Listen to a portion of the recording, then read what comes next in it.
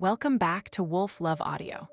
Tonight, we are stepping into a story where the line between holy faith and absolute deception is as thin as the mist over a dark lake.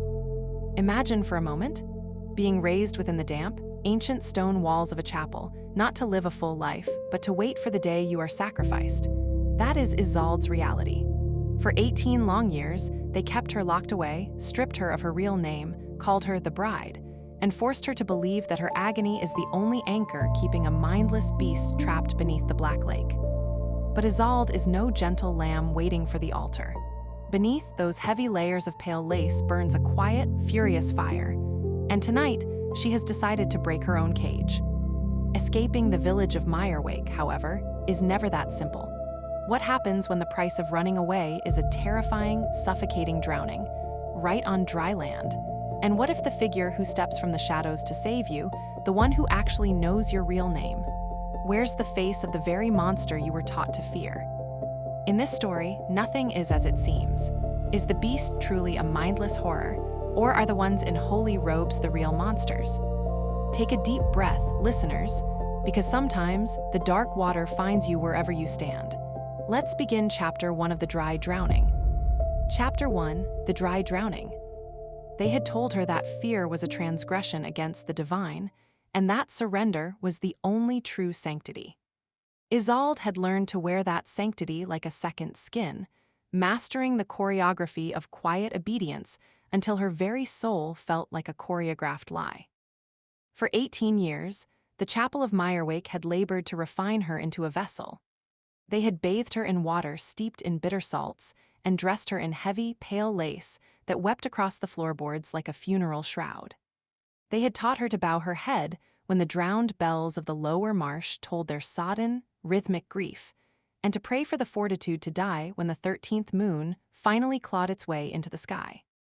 "You are the bride," Mother Etta would murmur, her bone-white fingers trailing a comb through Isolde's dark hair like a spider weaving a web. "Your death is the anchor that keeps the beast submerged. Your agony is our atonement." Isolde had offered them smiles and practiced nods, allowing them to believe they had successfully hollowed her out. But beneath the suffocating layers of ritual and the stifling scent of incense, she was not holy. She was a slow-burning fire. She was furious. Tonight marked the eve of the ritual season. Beyond the narrow, iron-barred slit of her cell window, the lake lay in wait, a vast black mirror, terrifyingly still. The village of Mirewake festered along the shoreline, a skeletal network of raised walkways and moss-slick shrines, illuminated by the bilious amber glow of oil lanterns. From the depths of the fog, the villagers' voices rose in a low, funereal drone. They were already singing the burial hymns. For her. Isolde turned from the glass, her jaw set. She did not intend to be a psalm for the dead. The heavy oak door was bolted from without, but the chapel was ancient, its bones rotting under centuries of marsh damp. For 3 months, she had worked with the patience of a prisoner of war, loosening the iron hinges with a pilfered hairpin and the sharpened edge of a silver candlestick. With a single, calculated surge of her shoulder, the wood groaned, a soft, agonizing sound of surrender, and the door swayed outward. She slipped into the corridor, a shadow among shadows. She wore only her sleeping shift, thin, translucent cotton that clung to her skin in the humid air, and a pair of stolen leather boots. She navigated the labyrinthine stone halls with a ghost's precision, timing her movements to the flickering rhythm of the braziers and the distant, heavy footfalls of the guards. She knew which floorboards kept her secrets and which ones screamed. The perimeter wall was her only horizon. Beyond the chapel's reach lay the towering reed fields, and beyond those, the forgotten smuggler roads that bled out of the valley. She had no map for the world outside Mirewake, only the desperate, animal craving to be a person, not a living lock waiting to be broken. The night air struck her like a cold hand as she breached the rear doors, stepping out into the vast, dry courtyard. Here, the ground was solid cobblestone, a temporary reprieve from the encroaching rot of the lake. She broke into a run. 10 yards, 20, the perimeter wall loomed, draped in skeletal ivy. The promise of freedom was a physical ache in her lungs. Then the world curdled. It wasn't a gradual shift. It was a violent, unseen collision. Mid-stride, the oxygen in Isolde's throat thickened into something viscous and foul, tasting of ancient brine and the sediment of centuries. She gasped, but her lungs refused the air. Instead, a freezing, suffocating weight bloomed beneath her ribs, expanding like a leaden flower. Panic spiked, hot and blinding. She stumbled, her knees striking the parched flagstones with a sickening crack. "Get up," her mind shrieked.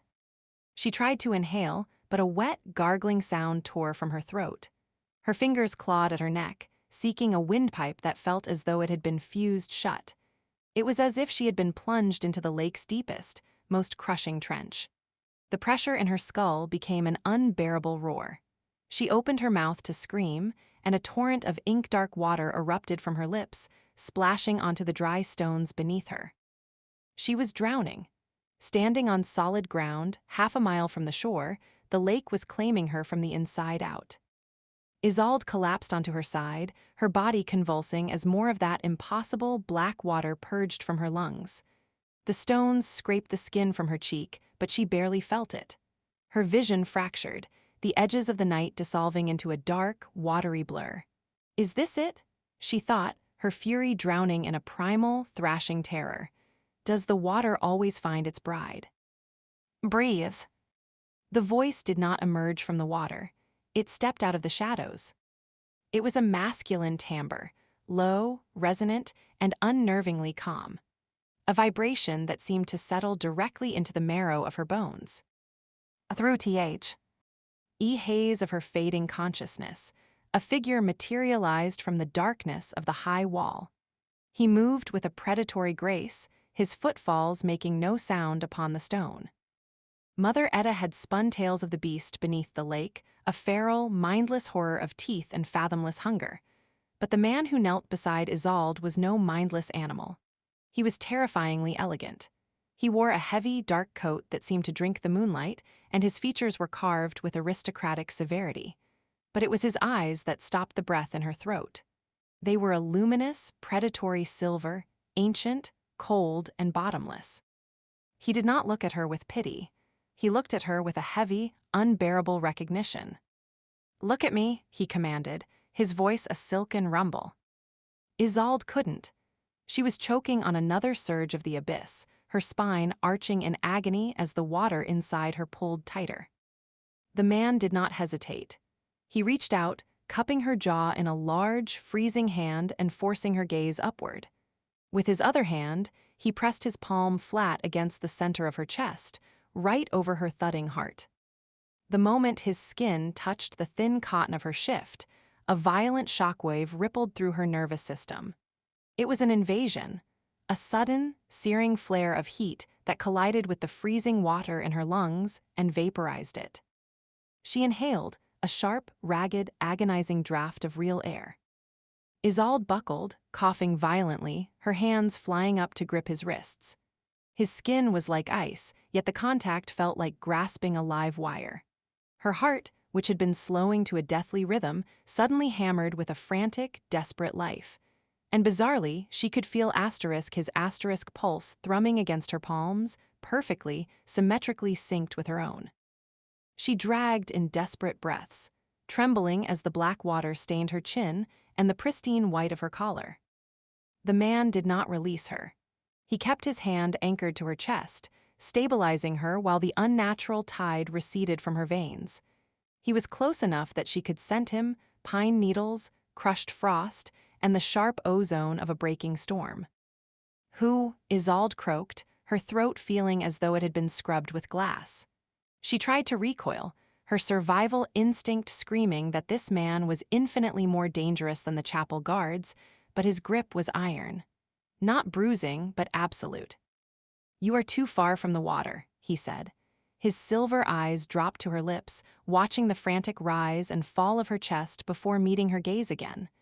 There was a flicker of something dark and tortured behind his composure, a restraint so profound it looked like a physical weight. "The tether stretches, but it does not break. If you run, you will only drown in the dirt." Isolde stared at him, terror mingling with a sudden, hypnotic fascination. She felt the truth of it in the violent thrumming of her own blood. This was the lock, the guardian, the nightmare she had been promised since birth. "I am the bride," she whispered, her voice trembling as she reached for the only identity she possessed.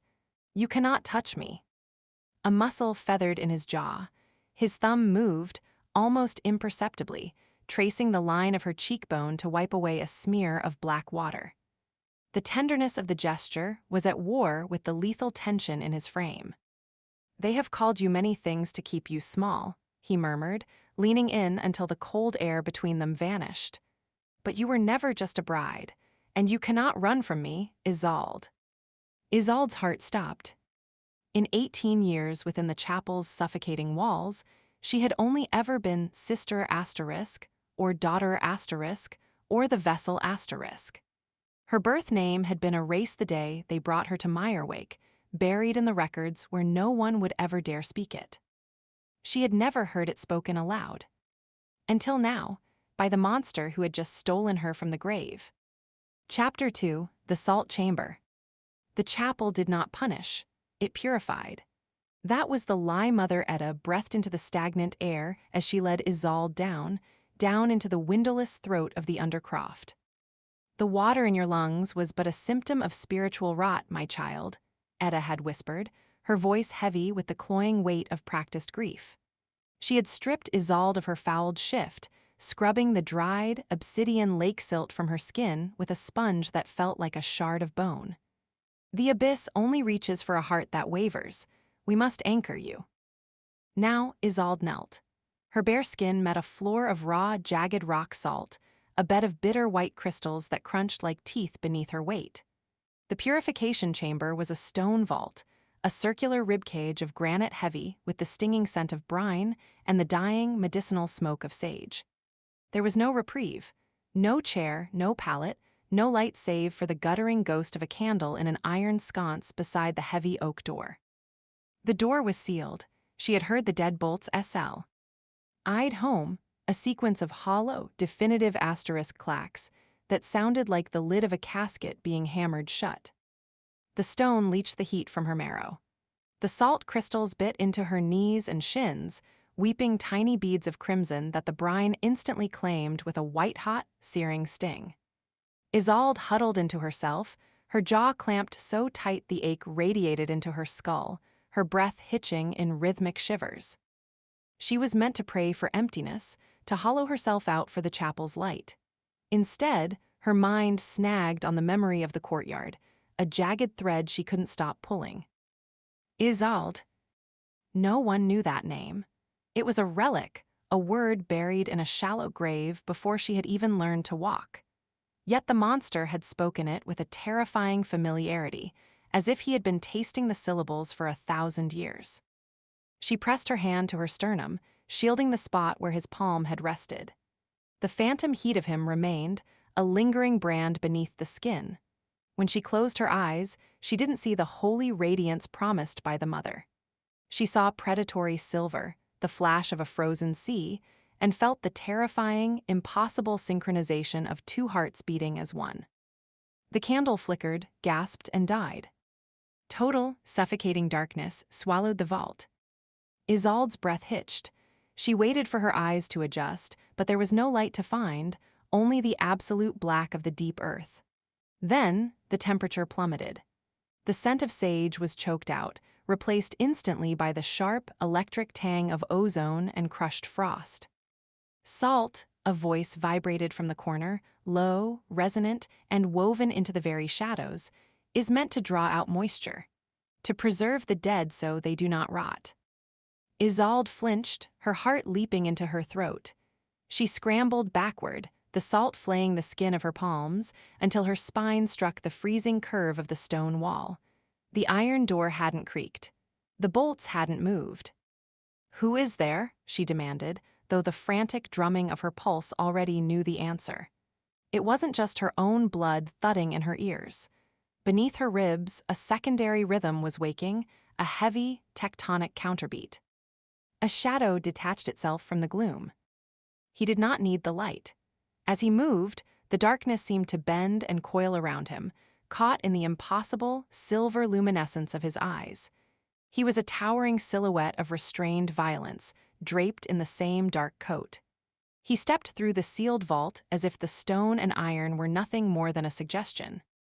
Selim stopped a few feet from her. He looked down at her, naked, shivering, bleeding into the white salt, and a muscle feathered in his jaw. The air grew heavy, an ancient, suffocating pressure that made the very oxygen feel thick. He removed his coat in one fluid motion and threw it. The heavy wool settled over her shoulders, smelling of pine, old stone, and the cold night air. It dwarfed her, the hem dragging in the salt, but the residual heat of his body was a sudden, shocking mercy. Isolde pulled the lapels tight to her throat, her fingers trembling. "How did you get in here?" "A locked door cannot keep out what is already inside," Selim said softly. His voice was devastatingly calm, yet she could see the rigid, corded tension in his neck. He kept his distance, his hands clenched at his sides as if fighting the urge to reach out.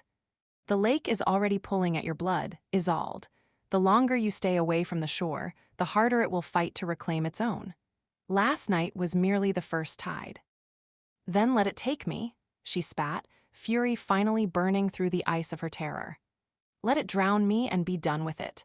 It is better than waiting for the 13th moon like a tethered goat at the altar. If the lake takes you now, it will not be a quiet drowning." Selim took a half-step forward, his composure fraying at the edges. "It will drag you under, hollow you out, and wear your skin like a shroud to walk the earth. You are the gate, Isolde. You cannot simply choose not to open." "I don't know what you're talking about," she cried, her voice cracking against the stone. She pushed herself up, ignoring the agony in her knees, wrapping his coat around her like armor. "They told me you were a mindless beast, a horror that knows only hunger. But you speak like a man, you speak my name. What are you?" "I am the lock holding the door shut," he said, his silver eyes flashing with a sudden, unbearable intensity. "And you are the key trying to turn." "I didn't ask for this." "Neither did I." The raw bitterness in his voice struck her like a physical blow. It was the most human sound she had ever heard in this hollow, pious village, a cry of shared exile. Driven by a desperate need for the truth, by the blinding confusion of her own existence, Isolde closed the distance. She forgot the taboos, the danger, the monstrous towel. "Ease," she reached out from the folds of the heavy wool and pressed her bare hand against the center of his chest. The moment her skin met the thin linen of his shirt, the world tore open. It wasn't a spark, it was an atmospheric collapse. Isolde gasped as the air vanished from the vault. Her consciousness was violently wrenched from her body, plunged into a roaring, sensory abyss. Darkness, crushing oceanic pressure. The scent of rusted iron and the metallic tang of old blood. She is on her knees, but they are not her knees. They are larger, heavier, aching with the weight of centuries. Iron shackles, thick and jagged, bite deep into her wrists, grinding against the bone. The pain is absolute, a white-hot, radiating agony that screams through the nerves. But worse than the pain is the hunger. A feral, catastrophic need clawing at the interior of her skull, a beast pacing behind a cage of glass, screaming to rip, to tear, to consume until the world is silent. She feels the terrifying force of the will required to hold it back. It is a daily, agonizing suicide, to sit in the dark and let the chains cut deep so the monster cannot walk free. And beneath it all, a loneliness so profound it feels like the freezing depths of the lake itself. "Stop." The word ripped from her throat as she shoved backward, breaking the contact. Isolde collapsed onto the salt, gasping, her vision swimming with afterimages of iron and black water. The vault slowly solidified around her. The cold, the dark, the ghost of Sage. She looked up, her teeth chattering so hard they ached. Selim had staggered back, his chest heaving as if he had been running for miles.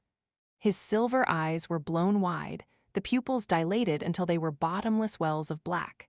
The mask of aristocratic calm had shattered, leaving something wild, exposed, and dangerous. He looked at her not as a savior, but as a starving man staring at a feast he had sworn a blood oath never to touch. For a heartbeat, she thought he would lunge. She saw the predatory twitch in his fingers, the animalistic set of his shoulders. Then he squeezed his eyes shut. A jagged breath tore through his teeth. When he opened them again, the brutal, ironclad restraint had returned, though it looked fragile enough to shatter at a touch. Without another word, he melted backward, retreating into the impenetrable shadows until he was gone. Isolde sat alone in the dark, pulling his coat tighter. She was breathing hard, but it wasn't the panic of the drowning this time. It was the pain. She looked down at her wrists. The skin was unblemished, pale and smooth in the gloom. But deep inside the meat of her forearms, grinding against the marrow, she felt the unmistakable, throbbing agony of heavy iron shackles cutting into her flesh. It wasn't her pain, it was his, and it was living inside her. Chapter 3: The Empty Graves. The iron deadbolts of the salt chamber shrieked in their tracks, a sound like bone snapping against bone. Pale, sickly light hemorrhaged into the vault's absolute dark. Isolde moved with a desperate, animal franticness. Her hands were numb, her knees crusted in a jagged scab of dried blood and salt, but survival was a jagged spur driven into her side. She kicked a heavy drift of crushed salt over Selim's dark coat, swallowing the wool deep into the shadows just as the heavy oak door groaned open on its hinges. Mother Etta stood framed in the threshold, a flickering oil lamp in one hand and a folded gray day shift in the other. She gazed down at Isolde, her face a sculpted mask of serene, maternal sorrow. "The abyss has been purged from you, my child," Etta said, her voice a low, honeyed hum that vibrated off the damp stone. She did not ask why Isolde was huddled in the deepest corner, nor why her fingers were stained with the brine of the floor. She simply held out the garment. "Dress yourself. The 13th moon ascends, and your spirit must be fortified by the old hymns." Isolde took the dress, her fingers brushing Etta's hand, flesh that felt disturbingly warm and plump against her own frozen skin. "Liars," Isolde thought, her heart hammering a slow, mutinous rhythm against her ribs. "You are all liars." Deep in the meat of her forearms, the phantom iron shackles pulsed, a dull, grinding ache that belonged to the man they called a mindless beast. A man who had looked at her with centuries of grief anchored in his silver eyes. If the chapel had lied about what he was, they were lying about what she was, too. She dressed in the suffocating silence, bowing her head in the perfect, practiced posture of a martyr. But the girl who walked out of the salt chamber was not the one who had been cast into it. The fear had been cauterized away, leaving a cold, hard clarity in its wake. By midday, Isolde sat in the chapel's scriptorium, officially tasked with the grim irony of transcribing the burial hymns for her own upcoming rite. The high-vaulted chamber smelled of vinegar, binding glue, and the slow, sweet rot of ancient wood. When the supervising cleric drifted away to tend the charcoal braziers, the scratch of Isolde's quill ceased. She slipped from her desk, gliding into the restricted alcoves where the shadows hung heavy over the burial records. The ledgers were massive, monolithic things bound in cracked black leather that felt like dead skin. Isolde dragged the heaviest tome from the shelf, the asterisk registry of the bride's asterisk. She pried it open, her eyes devouring columns of faded, spidery ink. There were the names of the girls who had preceded her: Ilara, Maeve, Sybil. Beside each name was a ledger of their brief lives, a date of birth, a date of purification, and the final date of the 13th moon. But the column intended for their burial plots was a haunting, uniform vacuum. Isolde frowned, the parchment rasping as she turned the page. Blank. She turned another. Blank. The chapel was meticulous. They recorded the exact weight of the salt used for scouring, the count of the candles burned, the names of every cleric who bore witness. Yet there were no graves, no urns of ash, no physical remains recorded in the history of Mirewake. "Looking for ghosts, little bird." Isolde slammed the ledger shut, the sound echoing like a gunshot. She whirled around, her breath hitching. Sabine Marsh stood leaning against the fluted wooden archway. She was older than Isolde, her features sharpened by cynicism, and her hands permanently stained by the lye vats. She wore the dark brown robes of a chapel servant, but she wore them like a suit of rusted armor. Sabine was the daughter of a woman who had nearly been chosen as a bride 20 years prior, and she looked at the chapel with the unblinking eye of a heretic. "I was just," Isolde began, her pulse leaping into her throat. "You're looking for where they put the meat," Sabine interrupted, her voice flat and stripped of any holy reverence.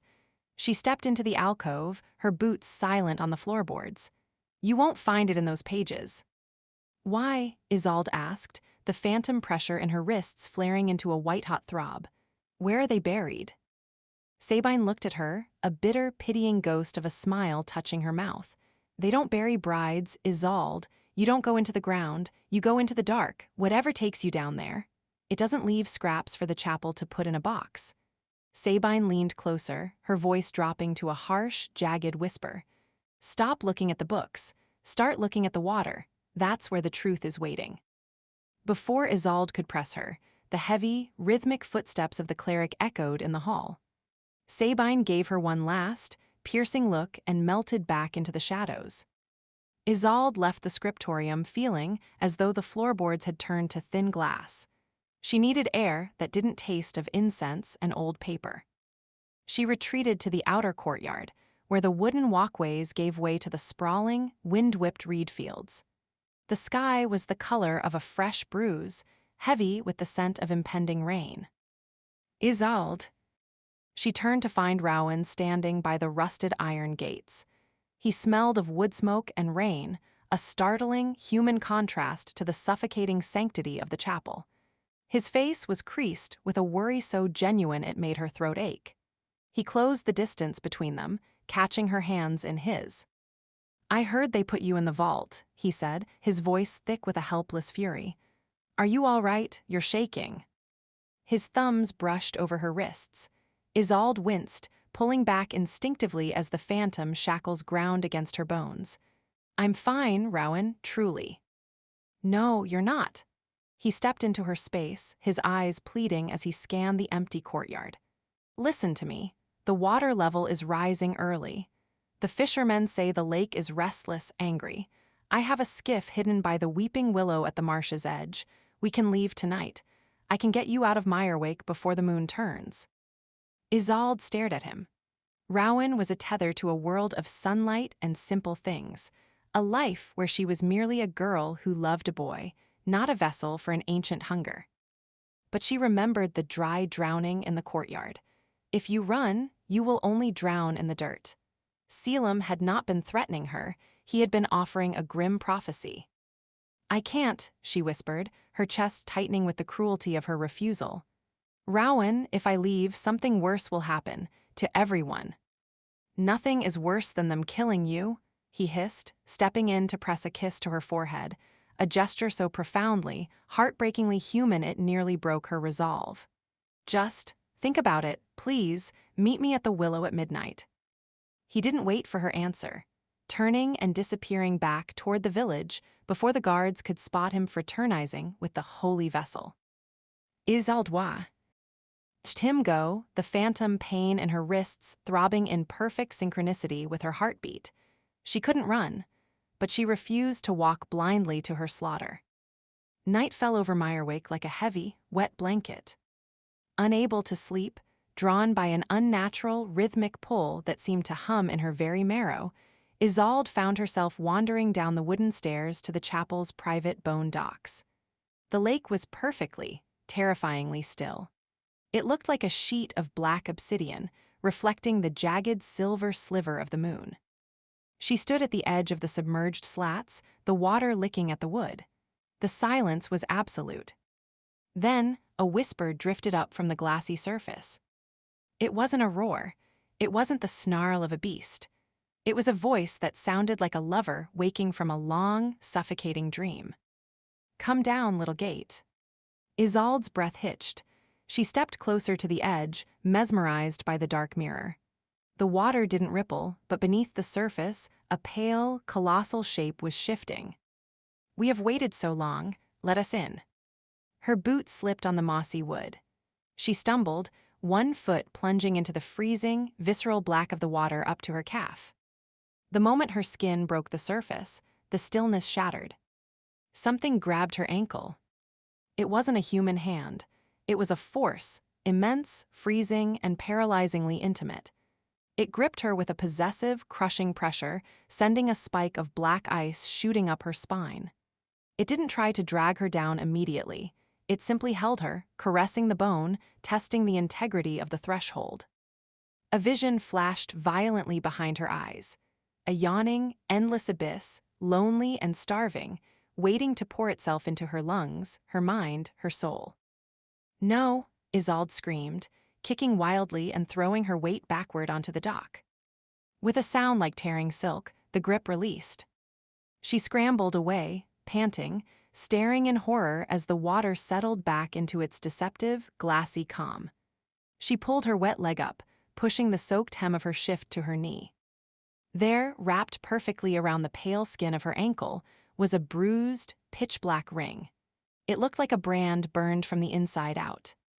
She touched it, and a profound, terrifying realization settled into her bones. Selim was the monster they told her to fear, but he was only the lock. The thing beneath the water, the thing that had just touched her, was the abyss itself, and it didn't want to kill her. It wanted to wear her. Chapter 4: The Blood of the Lake. The charcoal band cinching her ankle was no mere contusion. It was a tether, forged in the cold silt of the deep. Isolde lay upon the narrow cot of her cell, her gaze fixed on the ceiling, but she was not awake. In Mirewake, sleep had always been a heavy thing, a thick blanket of fog, but tonight the border between the waking world and the abyss had dissolved entirely. The brand throbbed, a slow, rhythmic ache that beat in perfect, agonizing synchronicity with her heart. "Come down." The whisper did not travel through the stagnant air of the room. It blossomed against the interior of her skull, carrying the brackish stench of sodden reeds and the weight of ancient, suffocating sediment. It was a mother's lullaby played through the distorted throat of a drowning ghost. "The door is heavy, little gate. Let us help you carry it." Isolde rose. There was no conscious command, no flicker of volition. Her body simply surrendered to a logic older than her own soul. Moving with a stiff, eerie fluidity, she stepped out of her cell barefoot, her frame draped only in a thin gray shift that clung to her like a shroud. The chapel corridors were hollow and hauntingly silent. The braziers had collapsed into mounds of glowing, skeletal embers. She drifted past the heavy oak doors and the slumped forms of sleeping guards, a ghost moving through a world of stone. She did not seek the dry safety of the courtyard. The tether pulled her elsewhere, toward the sprawling, untamed lungs of the marsh at the village's edge. The air grew frigid, biting, and wet. Mud began to squelch between her toes, but she felt no chill. Her eyes remained wide and glassy, reflecting the pale, bruised sliver of the moon like twin pools of mercury. She reached the water's edge, where the reeds grew as thick and pale as sun-bleached bone. She stepped in. The black lake did not part for her. It swallowed her, first her ankles, then her knees, then her thighs. The water was unnaturally dense, clinging to her skin with the cloying weight of syrup. With every step into the muck, the throbbing in her ankle climbed upward. Through the haze of her trance, she looked down at her arms and saw her veins bulging against her skin.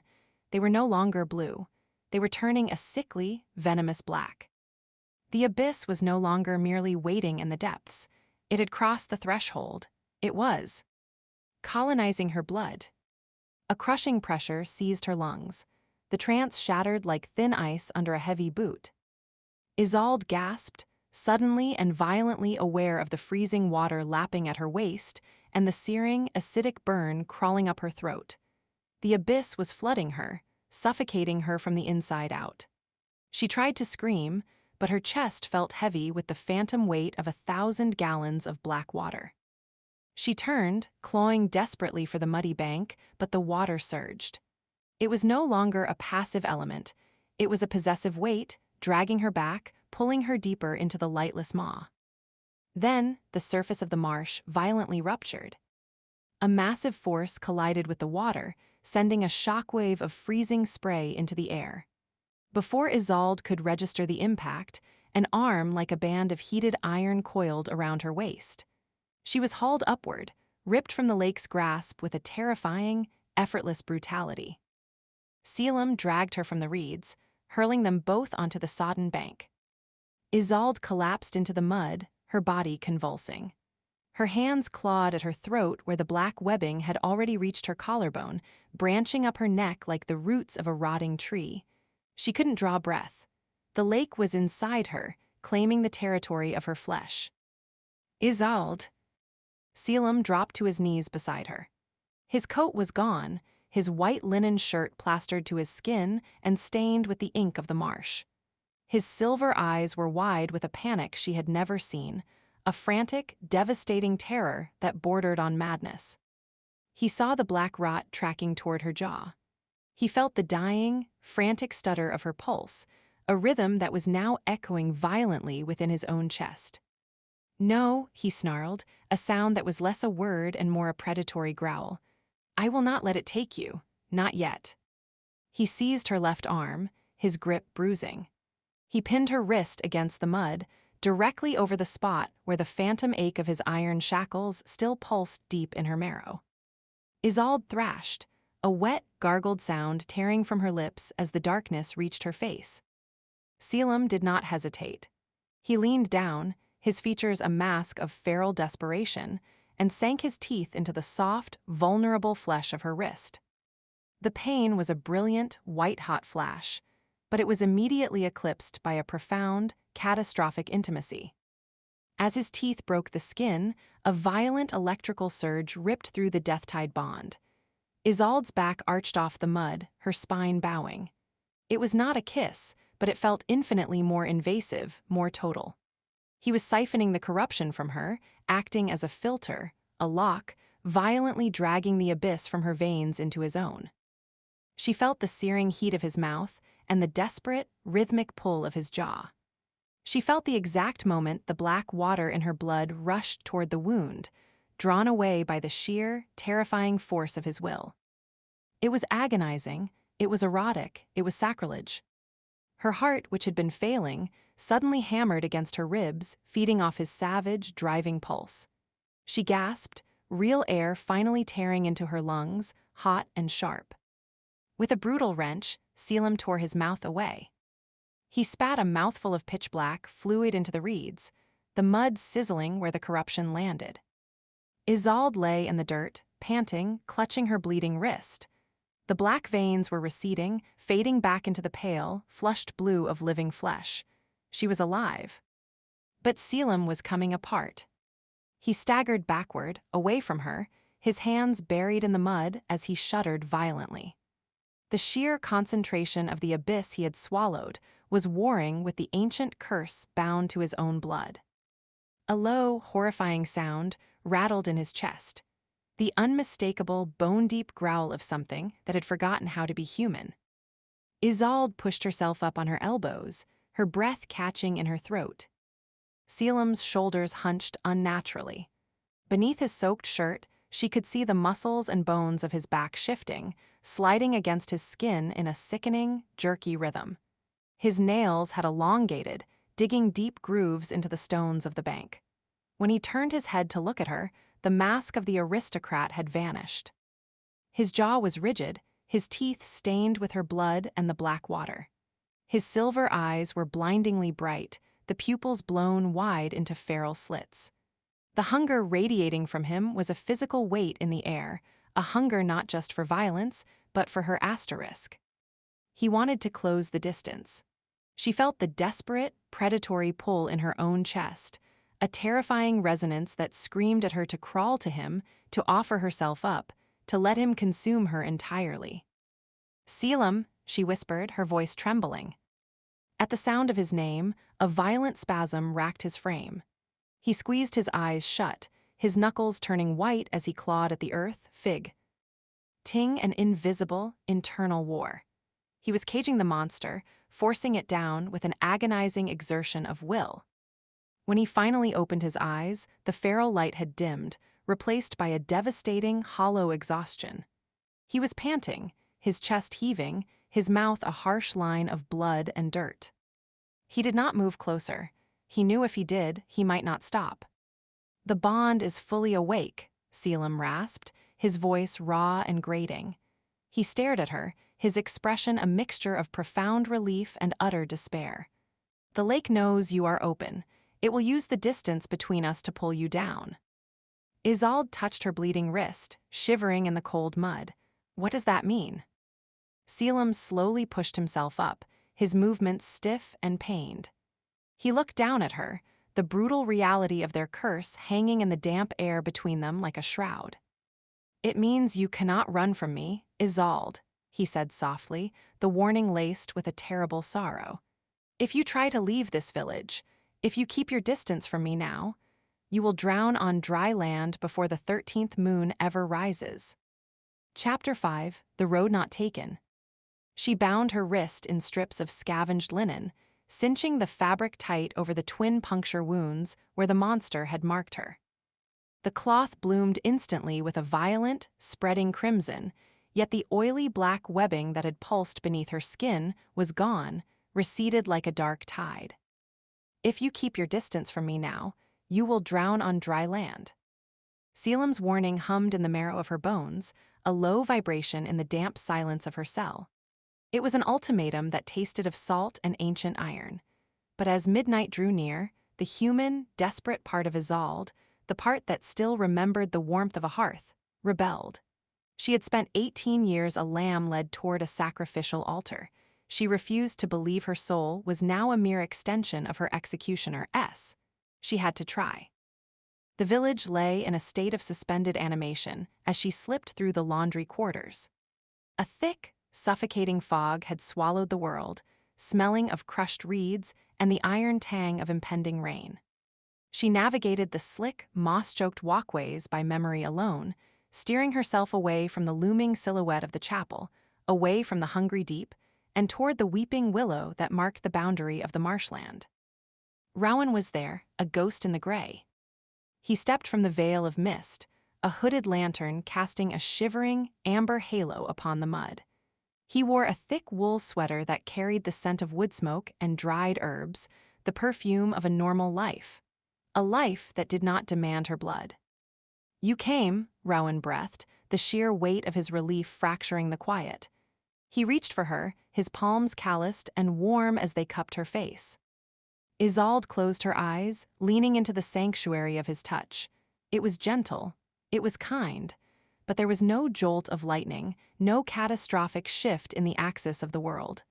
Rowan's touch grounded her in the dirt, it did not tear her apart. The difference was a hollow ache in her chest that made her want to weep. "The skiff is hidden past the cattails," he whispered, his fingers interlacing with her uninjured hand. "Be silent. The chapel guards rarely patrol the outer rim, but the water has ears tonight." She followed him into the shallow muck, the cold sludge sucking at her boots. A small, flat-bottomed boat lay tethered to a rotting stump, looking fragile against the vastness of the marsh. Rowan helped her aboard with steady, sure hands.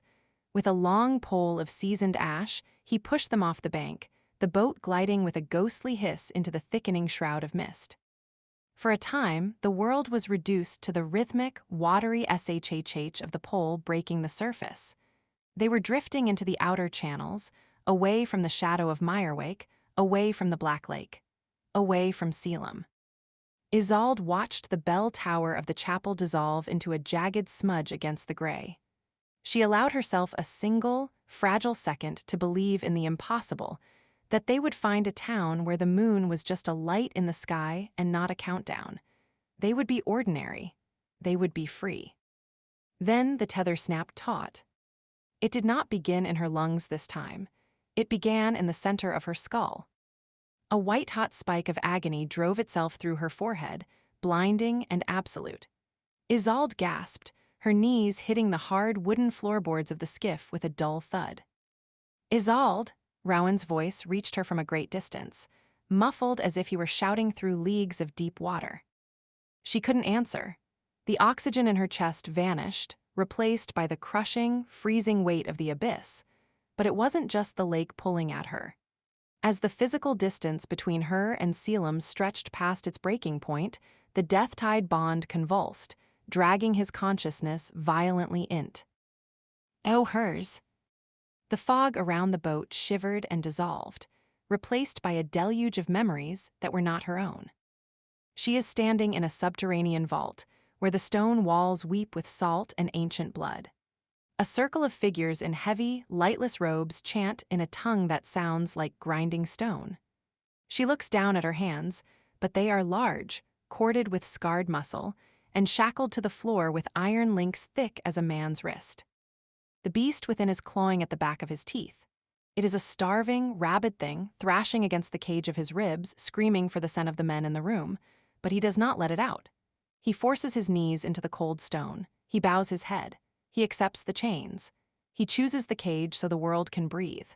A ceremonial whip cracks against his back, a lash of silver and fire. The pain is absolute, but worse than the fire is the suffocating, century-long silence stretching out before him. The utter, hollow isolation of being a living tomb. Isolde, please look at me. Rowan's panicked voice tore through the vision. Isolde slammed back into her own body, gagging as if she had swallowed lye. The boat was rocking violently. She clutched her throat, her nails drawing blood as she fought for air that wouldn't come. The invisible lake water was filling her lungs again, the penalty for her flight. Just hold on, Rowan pleaded, his face a mask of terror as he drove the pole into the mud, forcing the skiff harder into the mist. We're almost past the boundary. I won't let them take you back. Rowan, she choked. A thin stream of black water bubbled at the corner of her mouth. Her vision was narrowing into a dark, freezing tunnel. Deep in her marrow, she felt the agonizing strain of Selim's containment fracturing. By running, she wasn't just killing herself. She was ripping the lock off the beast's cage. Stop, she wheezed, her hand trembling as she caught Rowan's ankle. No, we can make it. Stop, she screamed, the word tearing her throat raw. She collapsed onto her side, convulsing as a mouthful of black, brackish water spilled onto the floorboards. If you don't turn back, I will die here, and he will break. Rowan froze, the pole slipping from his white-knuckled grip. He looked at the black fluid staining the wood, then at Isolde's thrashing, suffocating form. The horror in his eyes was absolute. He realized, in that shattering moment, that his love was a paper shield against the gravity of the dark sun she was bound to. With a sob that sounded like a physical break, Rowan grabbed the pole and violently shoved, swinging the prow around. The moment the boat pointed back toward the silhouette of Mirewake, the crushing pressure in Isolde's chest eased. She dragged in a ragged, agonizing breath of real air, coughing weakly against the wet wood. The grief was a heavy, suffocating stone in her gut. She had tried to choose the light, and the world had reminded her that she belonged to the dark. Rowan rode them back in a silence so heavy it felt like a funeral procession. His jaw was set, his tears mixing with the mist on his face. He had lost her, and the realization hung between them like a shroud. Isolde pulled herself up, resting her chin on the gunwale, staring numbly into the water as the skiff glided back through the reeds. The physical pain was subsiding with every yard they gained toward the village, but the sorrow remained, cold and permanent. She looked down at the glassy surface of the marsh, seeking her own reflection in the dim light of the lantern. The water stared back. But it was not Isolde's face looking up from the black depths. It was a girl with her features, standing perfectly still beneath the surface. Her eyes were wide, vacant, and entirely black. Her hair floated around her head like spilled ink, but it was the clothing that made Isolde's heart freeze. The figure in the water wore a bridal gown, but not the pale, heavy lace of the chapel's tradition. It was an ancient, decaying garment, encrusted with freshwater pearls and the rotting silt of a forgotten century. A gown for a true threshold. The drowned bride raised a pale, skeletal hand, pressing her fingertips against the underside of the water's surface, right where Isolde's reflection should have been. Welcome back, the voice whispered through her blood. Chapter 6, The Submerged Vault. Isolde refused the mercy of a backward glance as the skiff dissolved into the clinging gray. She stood rooted to the silt of the bank, hair plastered to her neck by a freezing mist that tasted of iron and rot. Her lungs had finally found their rhythm, but the breath felt hollow, a mechanical twitch in a body that had surrendered. She had tried to defy the crushing gravity of Mirewake, and in her failure, she had nearly unmade them both. As she turned to begin the long, soul-numbing trek toward her cell, a shadow dislodged its elf from the skeletal boughs of a weeping willow. Sabine. The older girl stood swathed in her coarse brown habit, an unlit lantern dangling from her hand like a dead weight.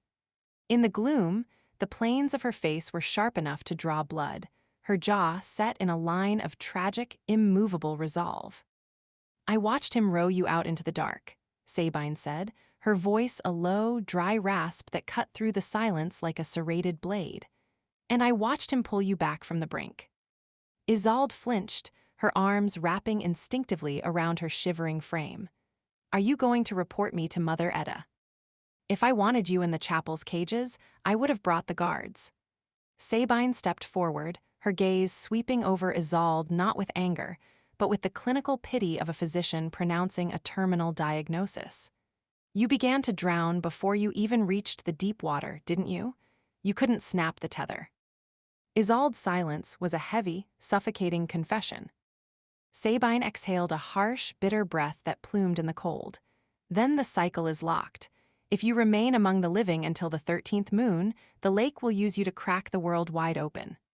She lunged forward, her grip shockingly powerful as she seized Isolde's arm. She did not drag her toward the chapel, but toward the skeletal, sunken foundations beneath the old bell tower. "Come with me." "Where?" Isolde stumbled over the slick stones, her strength too depleted to offer more than a feeble resistance. "Sabine, what are you doing?" "Saving Mirewake, and saving you from a fate far more agonizing than a simple death." They descended a spiral of moss-choked stairs that wound deep beneath the water level, where the air grew thick with the cloying stench of ancient marrow and stagnant brine. This was the ossuary, a drowned tomb built for the colony's first dead, now claimed by the lake's slow, rhythmic encroachment. Sabine threw a rusted iron lever. The grate groaned, a sound of metal screaming against metal, and swung open. "I am sorry, little bird," Sabine whispered, her voice finally fracturing, the steel of her resolve splintering at the edges. "But soft hearts cannot dam the abyss. If you die here, outside the sacred calendar, the rite is severed. The door remains locked." Before Isolde could process the betrayal, Sabine shoved her hard in the chest. Isolde pitched backward into the absolute dark of the vault. She hit the freezing water with a violent splash that drove the air from her lungs in a jagged burst. Above her, the iron grate slammed shut with a definitive, ringing finality. "Sabine," Isolde shrieked, thrashing in the waist-deep water as she lunged for the bars. "I lured him down here an hour ago," Sabine's voice floated through the iron, already receding as she climbed back toward the surface. "A phantom message from the archives. The sluice gates are open, Isolde. The vault will be full in an hour. May the Mother forgive me." The sound of retreating footsteps was swallowed by the silence of the stone. Isolde gripped the rusted bars, her body shaking with a violent, rhythmic tremor as the water lapped at her thighs. Panic, cold and incandescent, flared in her chest. "Save your strength." The voice emerged from the impenetrable black behind her. Isolde gasped, spinning around so hard her back slammed against the iron grate. A ghostly, silver luminescence kindled in the shadows. Selim stepped forward from the deepest corner of the vault, the water parting around his waist with a silk-thin hiss. He had discarded his coat. His white linen shirt was a second skin, translucent and clinging to the heavy, corded architecture of his chest and shoulders. He didn't just stand in the cold, he seemed to be the source of it. "You," she breathed, her heart hammering an erratic, bruising rhythm against her ribs. "Me," he affirmed, his voice dangerously soft. He closed the distance between them, wading through the black water until he was mere inches away. The physical relief of his proximity was instantaneous, the agonizing tightness in her lungs unspooled, allowing her to breathe fully for the first time since her flight had failed. But that supernatural reprieve was immediately replaced by a suffocating tension. The vault was a stone throat, closing in. The water was rising, creeping past her hips with patient, predatory intent. "She trapped us," Isolde said, her voice trembling as she looked up at him. "The sluices are open. We're going to drown." "I do not drown," Selim said, his silver eyes fixed intently on her face, glowing with an inner, predatory light. "And I will not let you." He reached out, his large hands anchoring her waist as a sudden surge of water pushed into the chamber, bringing the level up to their ribs. His touch through her soaked shift was a brand of heat in the freezing vault. Isolde gasped, her hands flying to his chest to steady herself. The contact ignite. The bond like a spark to dry tinder. The heavy, rhythmic thud of his heart transferred directly into her palms. But it wasn't just his heartbeat she felt, it was the crushing gravity of the memories she had glimpsed on the boat. The lightless cavern. The cold bite of the chains, the centuries of soul-shredding isolation. "I saw it," she whispered, unable to tear her gaze from his. The water was rising, the air thinning, but all she could perceive was the devastating truth bleeding through his skin. "When I was on the skiff, I felt the iron, I felt the cage." A violent shudder racked Selim's frame. His grip on her waist tightened to the point of pain. He loathed that she had seen it. He loathed that the sanctuary of his suffering had been breached. "You should not have felt that," he rasped, his aristocratic mask crumbling to reveal the raw, wounded creature beneath. "The bond is escalating. You pulled away from me, and the abyss tried to fill the void by tearing down the walls between our minds." "You chose it," she said, her voice cracking as her heart broke for him. "They told me you were a beast that had to be sedated with blood, but you chose the chains. You locked yourself in the dark." "I am a vessel," Selim said fiercely, leaning down until their foreheads almost touched. The water was at their chests now, the cold biting deep, but between their bodies, the water felt as if it were beginning to boil. "My bloodline was cursed to contain the overflow. I chained myself because if I walked free, the hunger inside me would have consumed this entire valley. I made myself a tomb so the world could breathe." "Then why do you look at me like that?" she demanded, fury and longing tangling into an unbearable knot. "If you are just a tomb, why do you look at me like you are starving?" Selim let out a ragged, defeated breath. The fight drained out of him, leaving only an ancient, devastating truth. "Because I have known you long before the chapel ever gave you a name," he confessed, his voice vibrating directly into her bones. He moved one hand from her waist, his freezing fingers sliding up to cup her jaw, his thumb tracing her cheekbone with agonizing reverence. "You think you are a stranger to me, Isolde? I have felt your pulse since you were 7 years old. When they brought you to Mirewake, the water carried the scent of your blood down to my cage. I have watched you grow up in the echoes of the lake. I spent a decade trying not to reach for you, knowing that if I ever touched you, the lock would shatter." Isolde's breath hitched, the water lapped at her collarbones, but she was oblivious to the drowning world. You knew me." "I have loved you in the dark for 11 years, he whispered, the admission sounding like something torn from a wound. "And it is the very thing that is going to destroy us." Tears spilled over Isolde's lashes, hot against his cold fingers. The chapel's doctrine was collapsing into violent, shattering pieces. "If you are the lock," she cried, clinging to his soaked shirt as the water rose to her chin, "and you want to protect me, then why do I have to die for you? Why am I the sacrifice?" Selim's expression darkened into something terrifyingly lethal. He caught her by the waist, effortlessly lifting her up against the stone wall so her head remained above the rising black tide. Her legs instinctively wrapped around his waist to keep from slipping, pressing their bodies flush together. The intimacy was electric, shocking, and entirely necessary for survival. "You are not the sacrifice," Selim snarled softly, staring into her terrified eyes. "They do not feed brides to me to keep me asleep, Isolde." "Then what am I?" "You are the bloodline of the rupture," he said, his words falling like an executioner's axe. The women of your line were bred to be living thresholds. Mother Etta has not been purifying you to die, she has been conditioning you to open. He pressed his forehead against her wet chest, right over her furiously beating heart, his voice raw with despair. You are not a meal for a monster. You are the door, and the 13th moon is the key turning in the lock. Chapter 7, The True Doctrine. The brackish tide crested over Isolde's lower lip, tasting of rotting silt and old, forgotten deaths. She anchored herself to Selim, her limbs entwined around him in a desperate, white-knuckled knot.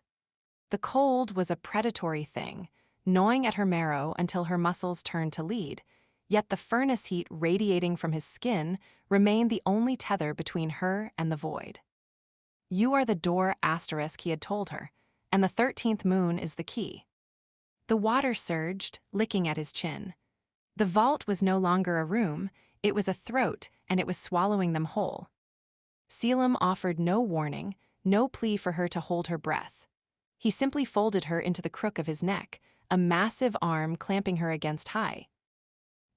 As he reached upward, his fingers found the heavy, rusted iron of the overhead grate. Isolde felt the sickening, subterranean shift in his frame, a primal reorganization of bone and sinew. It was the same feral, agonizing power she had felt when he drew the black bile from her veins, but now it was channeled into a singular, devastating focus. A guttural snarl vibrated through his chest, thrumming against her own ribs like a second heart. With the screech of yielding metal and the groan of fracturing stone, Selim tore the world open.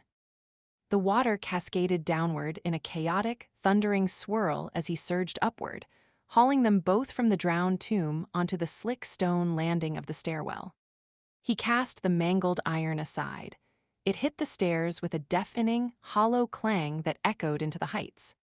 Isolde collapsed onto the freezing stone, her body racked by violent, shuddering gasps.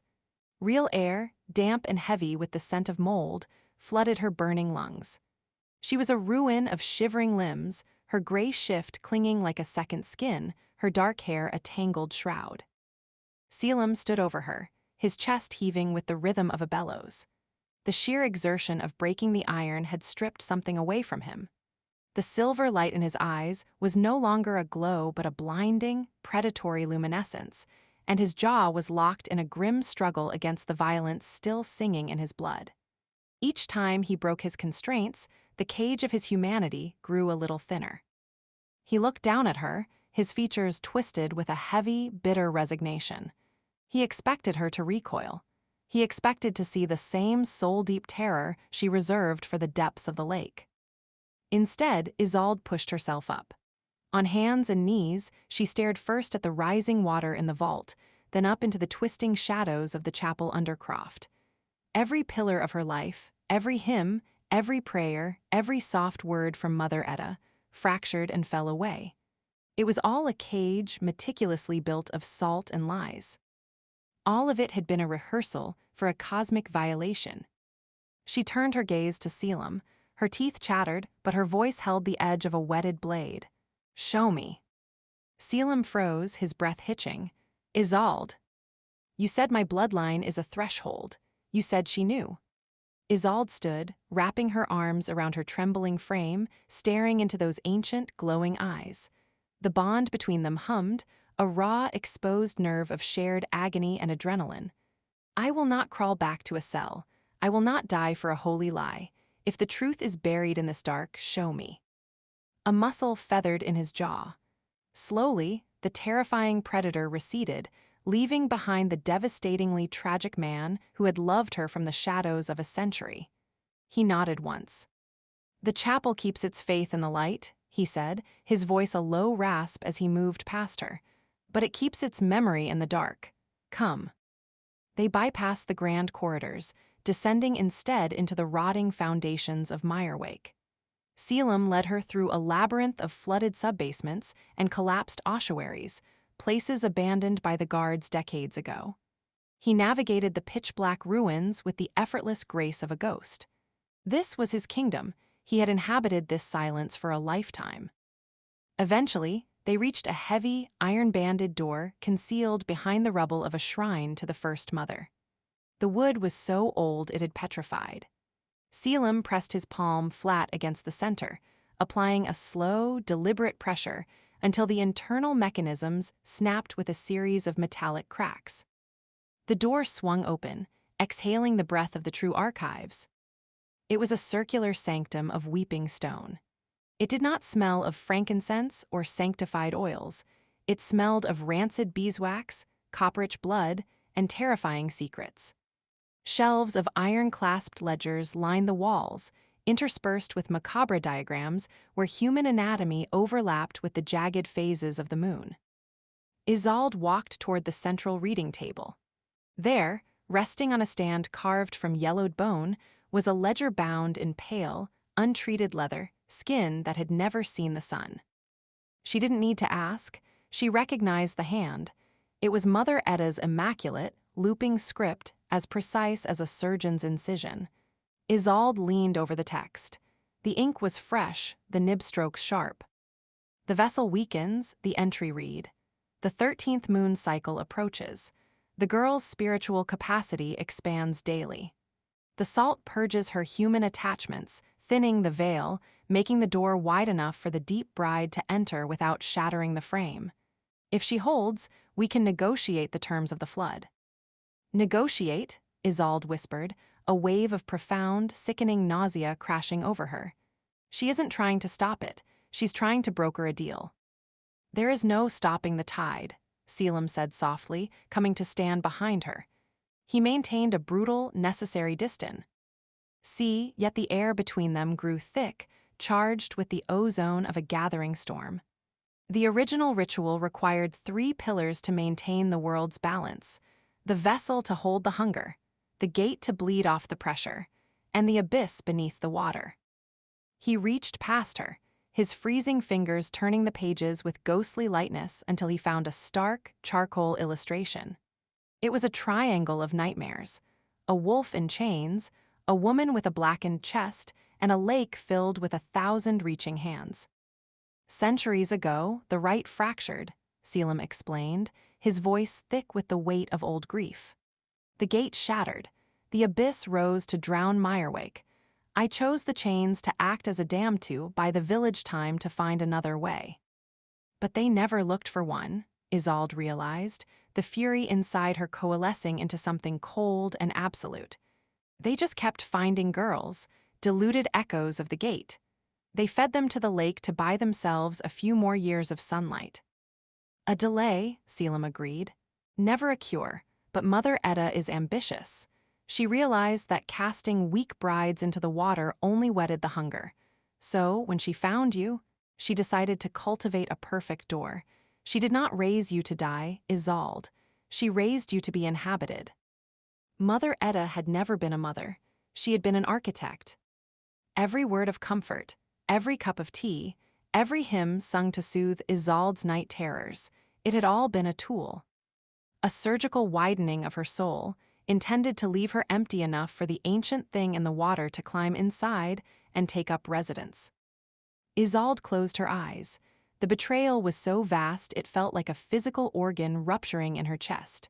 For her entire life, she had been utterly, profoundly alone. Except for the monster. She turned her head to look at him.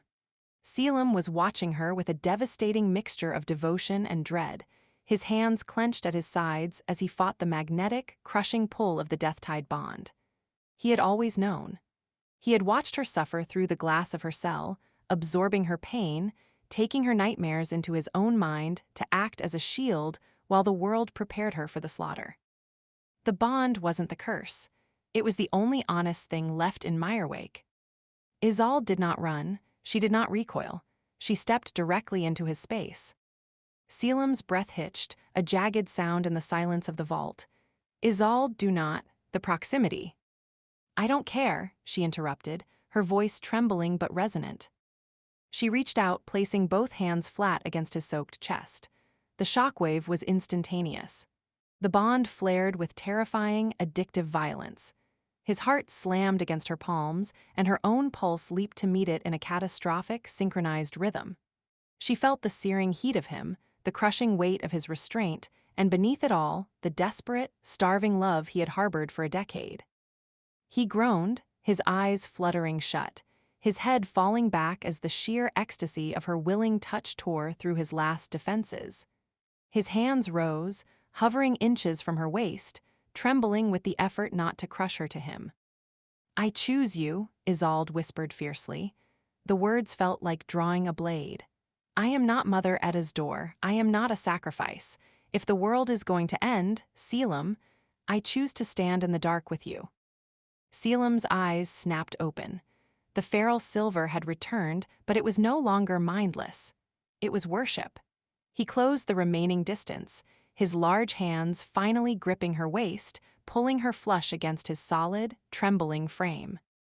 "You do not know what you are choosing," he rasped, pressing his forehead against hers, his breath hot against her cold skin. "To touch me is to invite the ruin." "Then let it ruin us," she breathed. She buried her face in the heat of his neck, anchoring herself to the only real thing she had ever known. As she did, her eyes fell upon the open page of the ledger. Her gaze snagged on the final paragraph, written in dark, heavy strokes. "The lake has rejected the others," Edda had written. "It swallowed them, but the pressure did not ease. It waits for the true resonance. The girl is the direct descendant of the first gate. When she bleeds, the water sings. The deep bride does not just want a body. It wants Isolde." Chapter 8, The Ignition. The cloistered piece of the archives did not survive the dawn. Before they could retreat from the ledger's damning secrets, the heavy iron door buckled inward, the shriek of its hinges echoing like a dying gasp. Mother Edda stood framed in the threshold, a silhouette of holy iron. At her flanks, Oren Vale and a phalanx of chapel guards held hooked polearms leveled like predatory beaks. Their oil lanterns swung in the gloom, casting jagged amber light that caught Isolde flushed against Selim's chest, a tableau of forbidden intimacy. Oren's weathered face I didn't merely frown, it fractured into a mask of hollowed horror. He raised a gloved hand, the signal for the guards to close the circle. "Step away from the bride, beast," Oren commanded. His voice, usually a gravelly rasp, now carried the cold resonance of a funeral bell. The shift in Selim was instantaneous and devastating. The man Isolde had just held, the frayed, desperately human soul she had glimpsed in the dark, was swallowed whole by the monster Mirewake required him to be. His spine went rigid, his shoulders broadening into a terrifying silhouette.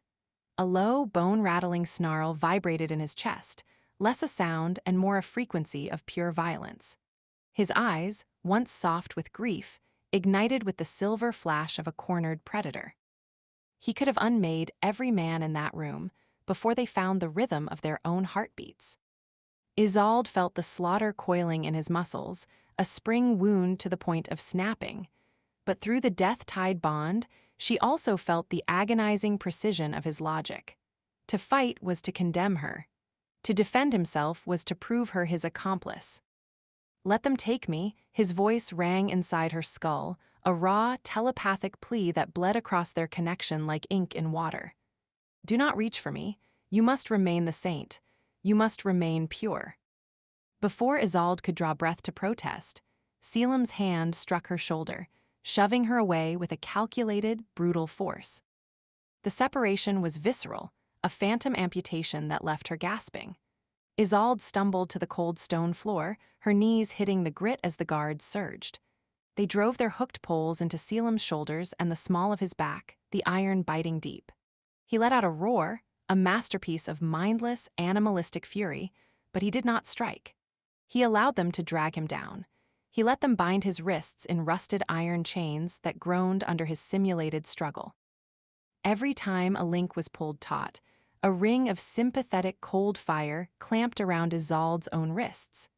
She bit her lip until the copper tang of blood filled her mouth, drowning out the urge to scream. They were hauled from the rotting foundations and thrust into the pale, bruised light of a rainy dawn. The alarm bells had already shattered the village's sleep. A sea of frightened faces waited in the freezing drizzle of the courtyard, watching as the chapel guards forced the legendary nightmare of the lake to his knees on the wet cobblestones. Mother Etta stepped forward, draping a mantle of heavy white wool over Isolde's soaked, shivering shoulders. It felt like a shroud. Etta guided her to the top of the chapel steps, presenting her to the crowd like a recovered relic. The abyss sought to claim our salvation before its time. Etta's voice was a clarion of false piety ringing out over the murmurs. The beast lured our bride into the bowels of the earth, but look upon her. The holy vessel remains uncracked. Her spirit has repelled the shadow. Etta turned to Isolde then, her eyes stripped of maternal warmth. They were two chips of flint, hard and calculating. She pressed a carved bone dagger into Isolde's trembling hand, her fingers a vice. "Denounce him, daughter," Etta whispered, a silken threat meant for her ears alone. "Cast him out. Name him the beast, or they will see the rot in you too, and I will have no choice but to purge you in the fire before the water ever touches your skin." Isolde looked down. Selim was a broken king in the mud, surrounded by spears, his flesh weeping beneath the iron. She felt the grinding agony of the chains in her own marrow. She knew the truth now. He wasn't the monster under the bed. He was the only soul trying to keep the bed from burning. To call him a beast was to become a gear in the very machine that had raised her for slaughter. Her fingers tightened on the bone hilt. She opened her mouth to scream the truth, to lay bare the archives, the lie of the 13th moon, and the corruption of their faith. But Selim looked up. Through the curtain of rain and the hedge of steel, his silver eyes locked onto hers. He didn't just look. He slammed his presence against the bond, a tidal wave of absolute, unyielding command. "I am already damned." Isolde, the voice in her head was laced with a devastating, final tenderness. "You are not. Survive." Then Selim bared his teeth at the villagers and let out a harsh, barking laugh that sounded like shifting glaciers. "The girl burns," he spat, his voice a guttural roar that sent the front row of villagers recoiling in terror. He twisted against the chains, his muscles bulging with a terrifying, unnatural strength. "I tasted her fear, but her blood is ash in my mouth. The gate is sealed against me." A collective, jagged gasp rippled through the courtyard. The monster had confessed his defeat at the hands of their holy bride. Mother Etta's lips curled into a thin, triumphant smile. She raised Isolde's hand, the bow. Knee dagger gleaming like a tooth in the dull light. "The beast is subdued. Bind him in the pen. He will bleed for the lake tonight, a bitter libation before the true rite." They dragged him away like carrion. Isolde remained on the steps, the public's adoration washing over her like caustic acid. He had debased himself, embraced the very myth that had ruined his life, just to buy her another day of breath. By nightfall, the heavens broke. The storm intensified into a gale, rain lashing the chapel windows in violent, horizontal sheets. Isolde was locked in her cell, ostensibly to meditate before the final sacrifice. But the chapel had fundamentally misjudged the nature of her cage. They thought they had secured a fragile girl. They did not realize the death-tied bond was not a leash, but a compass. She closed her eyes, drowning out the roar of the rain, searching for the slow, heavy thrum of Selim's heart. There. He was at the edge of the world, chained to the mooring posts of the outdoor, holding pen near the docks. The guards had long since retreated from the gale, huddling under canvas awnings and seeking warmth in cheap ale. Isolde moved. She took the bone dagger, Etta's own gift, and slipped through the window, dropping into the churned mud of the alley below. She moved through the storm like a wraith, her hair plastered to her skull, her skin numb. She felt no cold. The bond was a furnace in her chest, pulling her inexorably toward the water. She found him kneeling in the freezing mire, the heavy chains wrapped thick around his torso like iron serpents. He was motionless, his head bowed against the onslaught of the storm. When Isolde slipped between the wooden slats of the pen, his head snapped up, his eyes catching the faint, ghostly light of the churning lake. "You should not be here," he rasped, his voice shredded by the wind. "If they find you." "I told you," Isolde interrupted, dropping into the mud beside him. She didn't hesitate, driving the thick blade of the bone dagger into the rusted mechanism of his manacles. "I choose you." With a sickening metallic crack, she leveraged the blade. The ancient locking pin, eaten away by salt and time, snapped. Selim didn't wait for her to work on the rest. He flexed his wrists, his raw, feral power shattering the weakened links. He was free. Without a word, he caught her hand and pulled her from the pen, their silhouettes vanishing into the torrential downpour just as a guard's lantern flickered around the corner. They ran.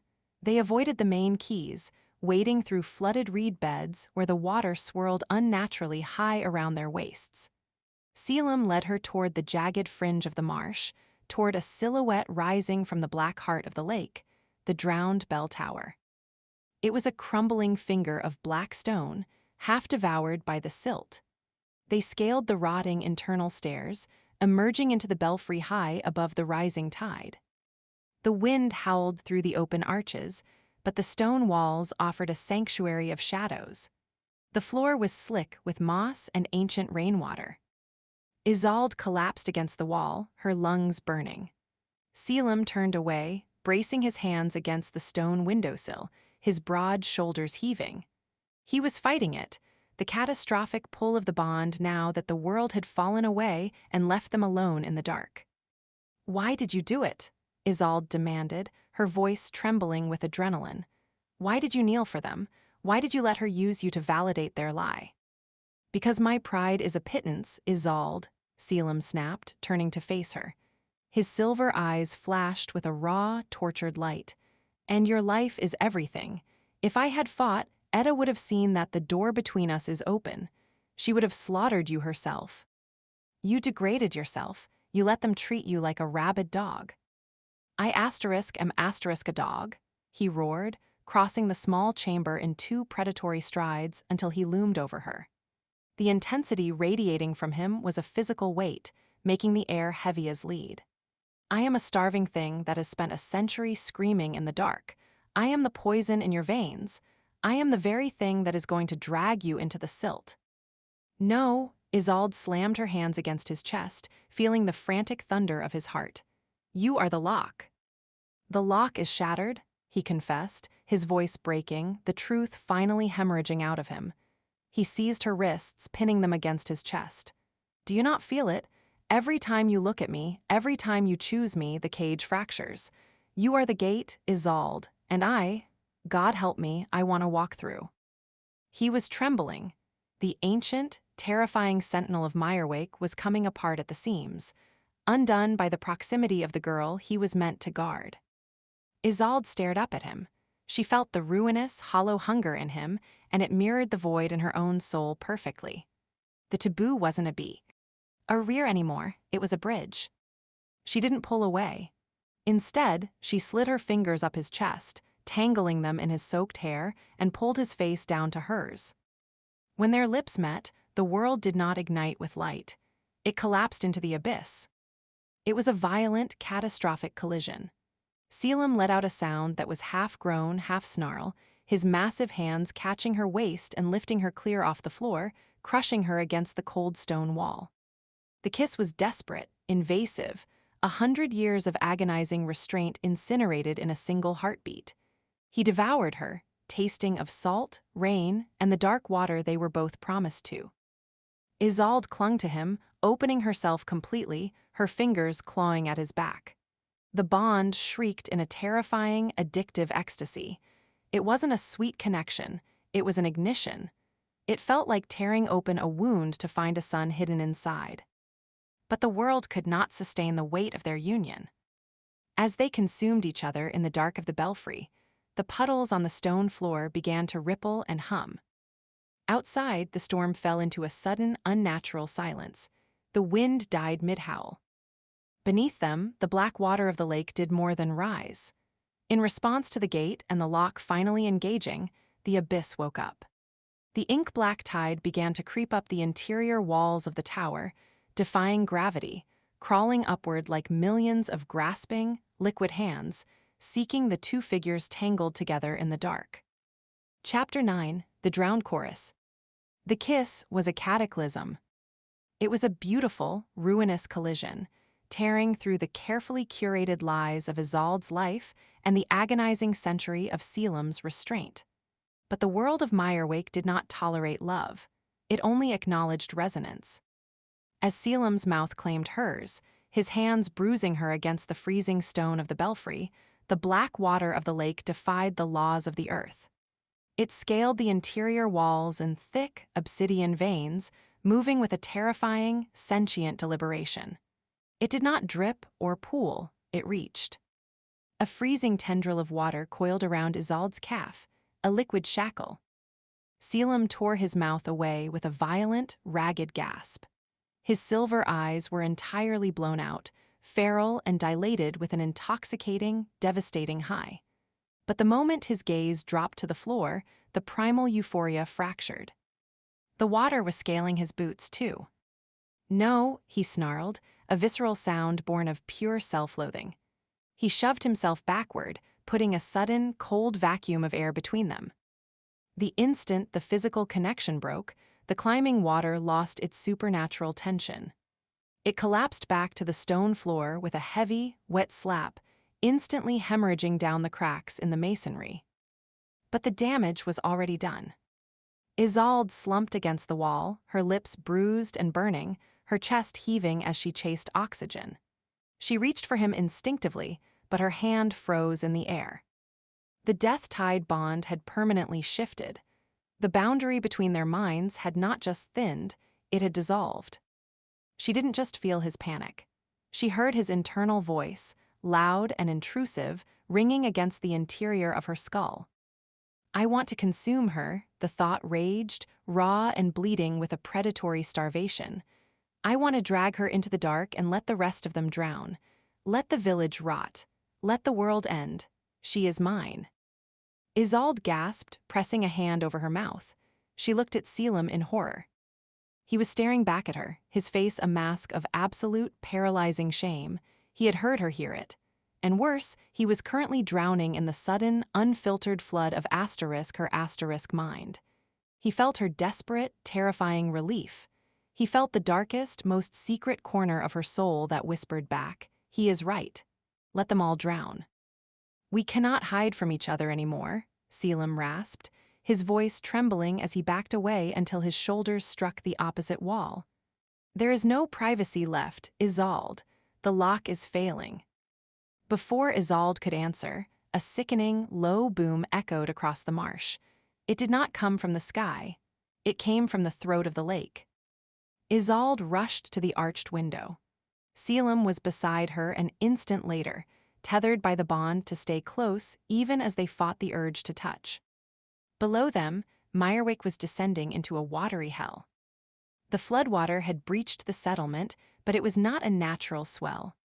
The Black Lake was pushing upward, boiling over the bone docks and washing across the raised wooden walkways. The water moved like it was hunting. And the water was not empty. "The Mother preserve us," Isolde breathed, her blood turning to ice. Floating in the churning black currents, illuminated by the frantic, swinging oil lanterns of the fleeing villagers, were pale shapes, dozens of them. They did not swim, they drifted with a terrifying uprig. Buoyancy. They were women. They wore shrouds of rotting lace, decayed freshwater pearls, and heavy veils plastered to skeletal faces. The brides of previous generations had finally been granted permission to surface.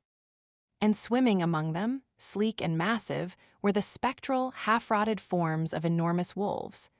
The drowned pack. The guardians who had failed before Selim, now reduced to echoes, herding the dead through the submerged streets. Screams drifted over the water. The chapel's great bronze bell began to toll, a frantic, rhythmic heartbeat of iron. "They are looking for you," Selim said. His voice was dead, the voice of an executioner accepting the weight of the axe. "The threshold is primed. The abyss is flooding the house to find the door." "We have to help them," Isolde said, spinning away from the window. The guilt was instantaneous, a suffocating weight in her lungs. She had chosen him, and this was the bill. "The villagers don't know the truth. They're just collateral." If we go back down there, I will not be able to protect you without slaughtering the guards, Selim warned, the feral edge sharpening his tone. And I want to, his mind whispered into hers, an ugly, violent truth. I want to rip Mother Edda's throat out for what she did to you. I know, Isolde thought back, the telepathic connection effortless and terrifying, but we are not the monsters they think we are. Let's go. They descended the bell tower, navigating the flooded marsh by keeping to the high rocks and the thickest roots of the weeping willows. The closer they got to Mirewake, the worse the shared resonance became. Isolde felt Selim's predatory hunger as a physical ache in her own teeth. He felt her terrifying urge to simply lie down in the water and let the deep bride take her. They were holding each other together through sheer, agonizing willpower. They climbed onto the roof of an abandoned salt house on the edge of the village. Below them, chaos reigned. Villagers waded waist-deep through the black water, carrying whatever they could save, fleeing toward the chapel's high ground. From the heavy stone balcony of the chapel, Mother Edda's voice rose, magically projected over the roar of the flood. "The beast has broken his chains," Edda cried, holding a golden lantern high like a beacon of false hope. "He has stolen the bride. The water rises because the abyss is enraged by the theft. Do not despair. If we find the girl, if we complete the 13th moon ritual upon the altar of the standing stones, the mother will seal the lake once more." "She is using it," Isolde hissed, her fingers gripping the slick wooden shingles of the roof. "She is turning my escape into a holy war." "She knows the village will tear you apart to save themselves," Selim replied, his silver eyes tracking the movements of the chapel guards below. "You don't have to listen to her." Isolde and Selim both spun around. Oren Vale stood at the edge of the rooftop. He held no lantern. He carried a heavy iron crossbow, but it was lowered, the bolt pointing at the wet wood between his boots. He looked 10 years older than he had that morning, his face carved with absolute, devastating exhaustion. Selim stepped in front of Isolde instantly, a low growl vibrating in his chest. "Stand down, wolf," Oren said softly, his voice devoid of threat. "If I wanted to shoot, I would have put a bolt through your back while you were looking at the chapel." "How did you find us?" Isolde asked, stepping out from behind Selim's broad shoulder, despite the blinding panic radiating from him through the bond. "Because I know what it looks like when two people think they can outrun the lake," Oren replied. He looked at Isolde, and the profound sorrow in his eyes made her breath catch. "You think you're the first one to try and break the cycle, Isolde? You think you're the first one to realize the chapel lies." Oren took a slow step forward, the wind whipping his gray hair into a frenzy. 30 years ago," Oren said, his voice cracking beneath the weight of the memory. "There was a girl, her name was Lyria. She was the bride, and I thought the same as you. I thought love was a shield. I smuggled her out of her purification cell on the eve of the 13th moon. I put her on a horse and told her to ride until she hit the mountains." Isolde stared at him. The pragmatic, brutal lieutenant of the chapel had once been exactly like Rowan. "What happened?" Isolde whispered. "The tether snapped," Oren said, tears mingling with the rain on his cheeks. "The lake didn't just drown her on the road, it threw a tantrum. The water rose 60 feet in a single hour. It wiped out the lower wards. 200 people drowned in their beds because I wanted to save one girl.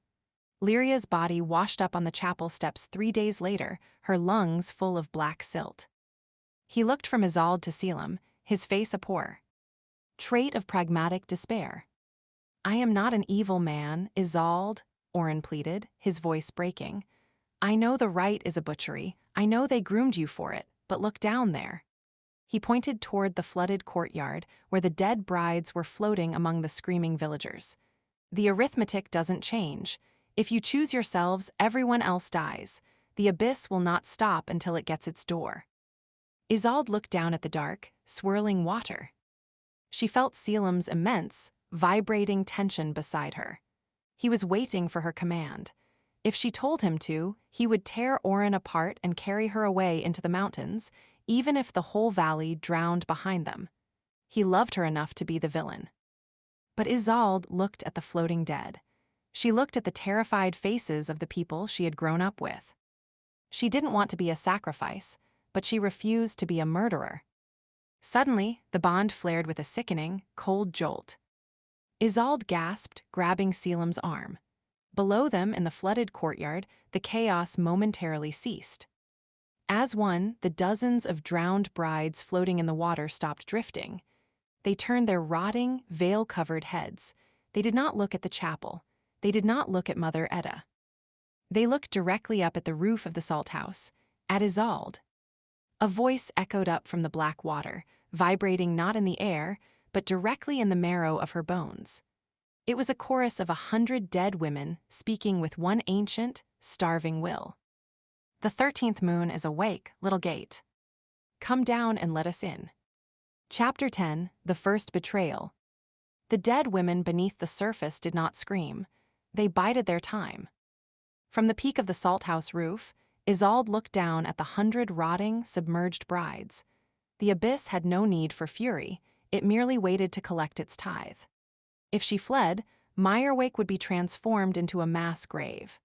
If she fought, Selim would be forced to slaughter the guards, forever sealing his legacy as the beast they feared, and she would be the girl who painted the valley crimson for the sake of her own skin. She turned to Oren Vale. The old man stood with his heavy crossbow lowered, his face a cartography of ruined hope. He was a mirror of a possible future, a reflection of what Rowan would become if he survived the night. A man hollowed out by the agonizing, cold mathematics of survival. "Tell Mother Etta to ready the skiff," Isolde said. Her voice was unnervingly steady, cutting through the gale like a whetted blade. Selim's hand clamped onto her arm, his grip a desperate vice. The contact sent a jagged lightning of panicked fury through the death-tied bond. His silver eyes burned with a frantic, internal fire. "No," his voice tore through the sanctuary of her mind, hemorrhaging desperation. "I will not permit you to walk into the mouth of the slaughter. I will dismantle this village stone by stone before I let them take you." "Then you would be the monster they claim you are," Isolde cast back, her gaze unyielding. She did not shudder her mind against him. Instead, she allowed his terror to wash through her and pushed back a tide of resolute, icy clarity. "My blood is the key. The lake is rising to meet me, Selim. If I do not go to the stones, the world drowns.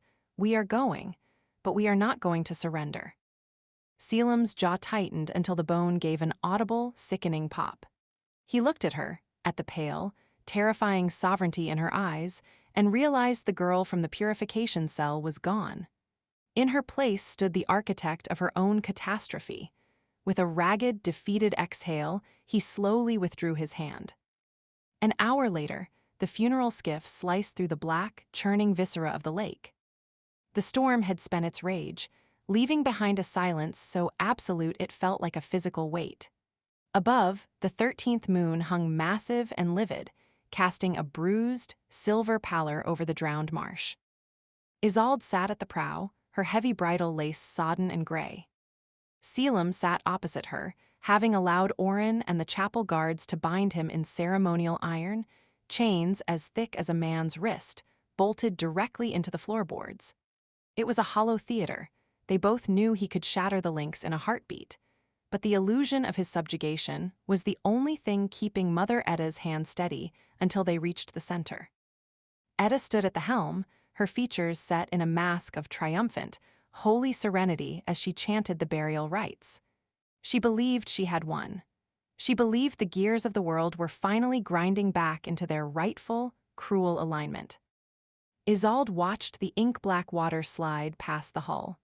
The proximity to the lake's heart was doing violent things to the bond. Selim's heartbeat thundered in her own chest, an agonizing drum of shared vitals. She felt the bite of the iron against his wrists as if the metal were scoring her own skin. "Come down," the water murmured, a vibration that hummed through the rotting timber of the boat. Isolde leaned over the gunwale. Her body moved of its own accord, governed by a gravity that belonged exclusively to her lineage. She reached out, her fingertips fracturing the glassy surface of the dark.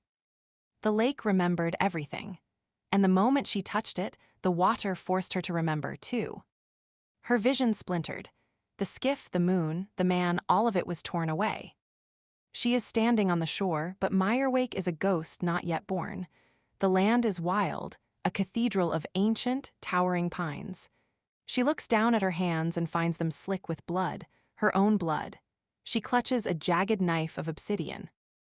The grief in her chest is an absolute thing, a madness born of a loss so profound it has no name. The water whispers to her, promising that the abyss can return what was stolen if only she provides the door. I open it, the woman, the first gate screams at the indifferent sky. She drags the blade across her chest, carving the threshold into her very soul. Come through, take it all, only give him back to me. The lake erupts. It is not a possession, it is a rape of the natural order. The abyss surges through the wound in her spirit, flooding the world with a screaming, black tide. The sky cracks. The world begins to drown. Then a man steps into the fray. He wears the sigils of an ancient guardian order. He looks at the hemorrhaging sky, at the ruin pouring from the woman's chest, and draws his sword. But he does not strike her. He drives the blade deep into the earth and falls to his knees. He offers his own ribs as the cage. He takes the corruption into his own marrow, sealing the rupture with the weight of his own soul, knowing it will transform him into a nightmare, knowing it will entomb him in the dark forever. Isolde gasped, wrenching her hand from the freezing water as if it had been scorched. She collapsed onto the floorboards, her body racked with violent tremors. The inherited memory ebbed, leaving behind a devastation so heavy it felt as though her ribs had caved in. Selim was straining against his shackles, his silver eyes wide and fixed on her in the gloom. He had felt the surge.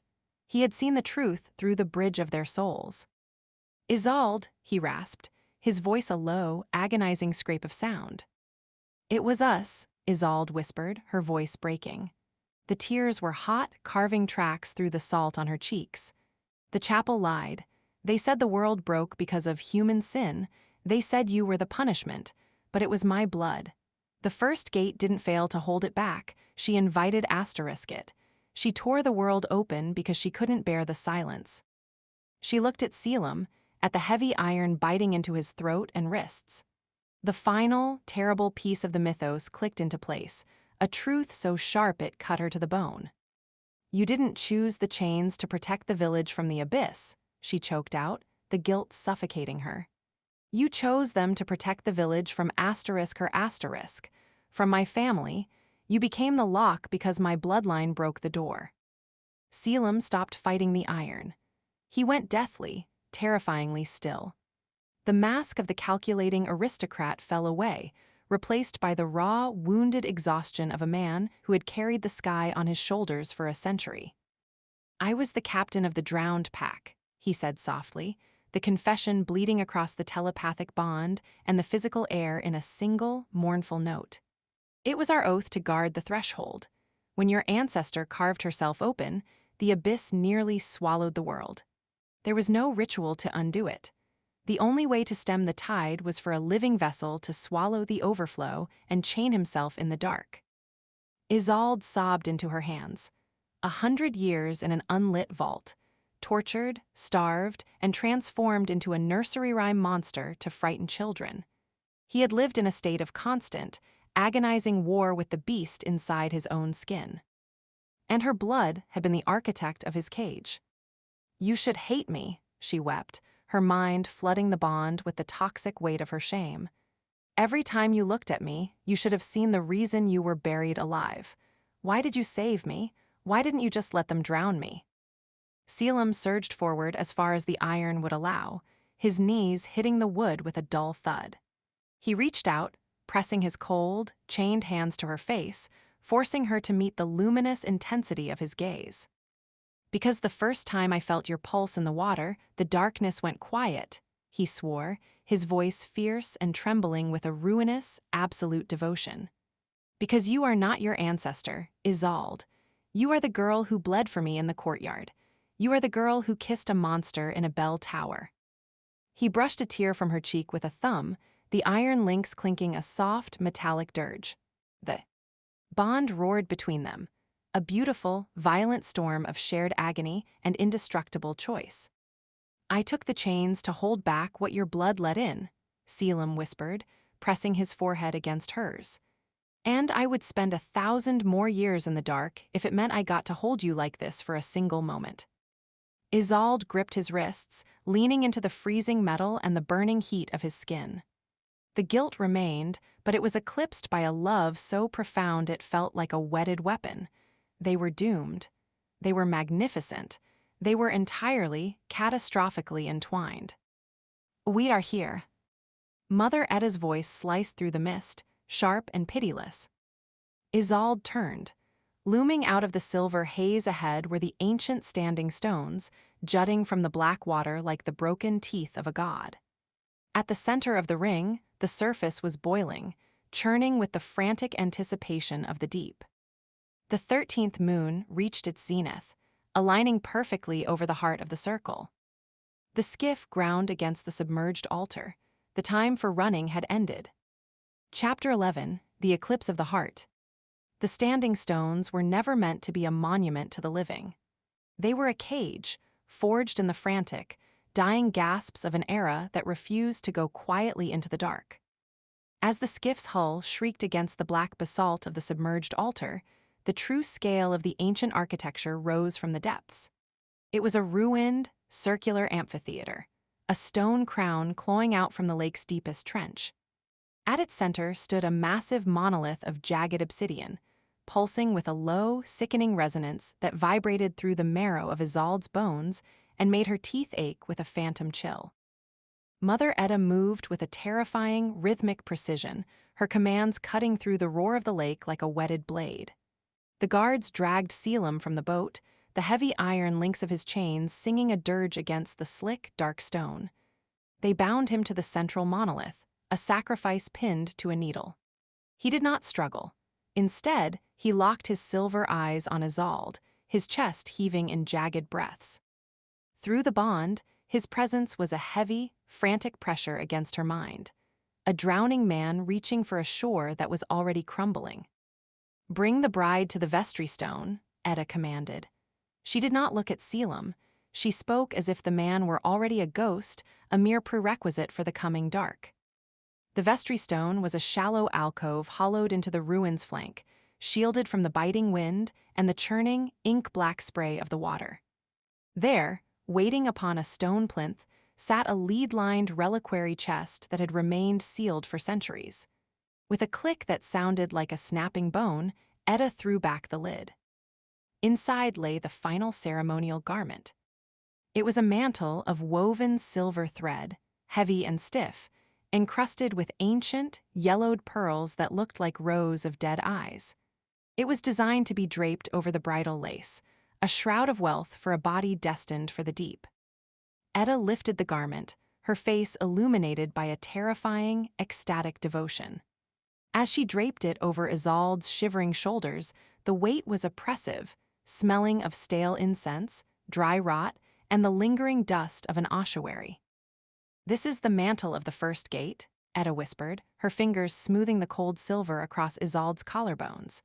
Her voice was thick with that toxic, suffocating maternal warmth, the very weapon she had used to keep Isolde small for 18 years. "Do you see now, my child? I did not nurture you for a meaningless death. I raised you for divinity. When you open yourself tonight, you will not break. You will become the mother of the new world. You will swallow the abyss and make it holy."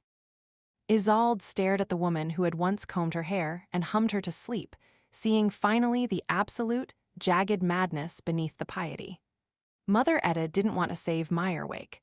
She wanted to slip a leash over the neck of a god. "You knew," Isolde said, her voice a fragile, razor-thin wire.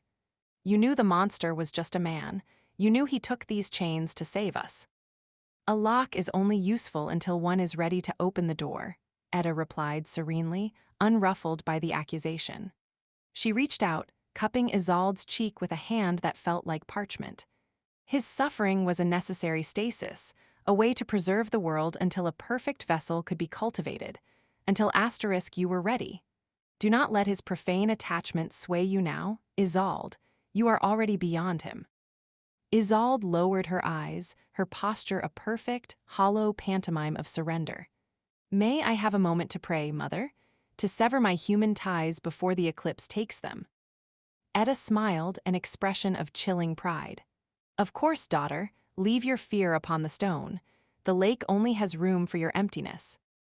As Etta turned to Joy and the guards at the perimeter, Isolde's hand vanished into the deep, sodden folds of her lace skirt. Her fingers closed around the carved hilt of the bone dagger.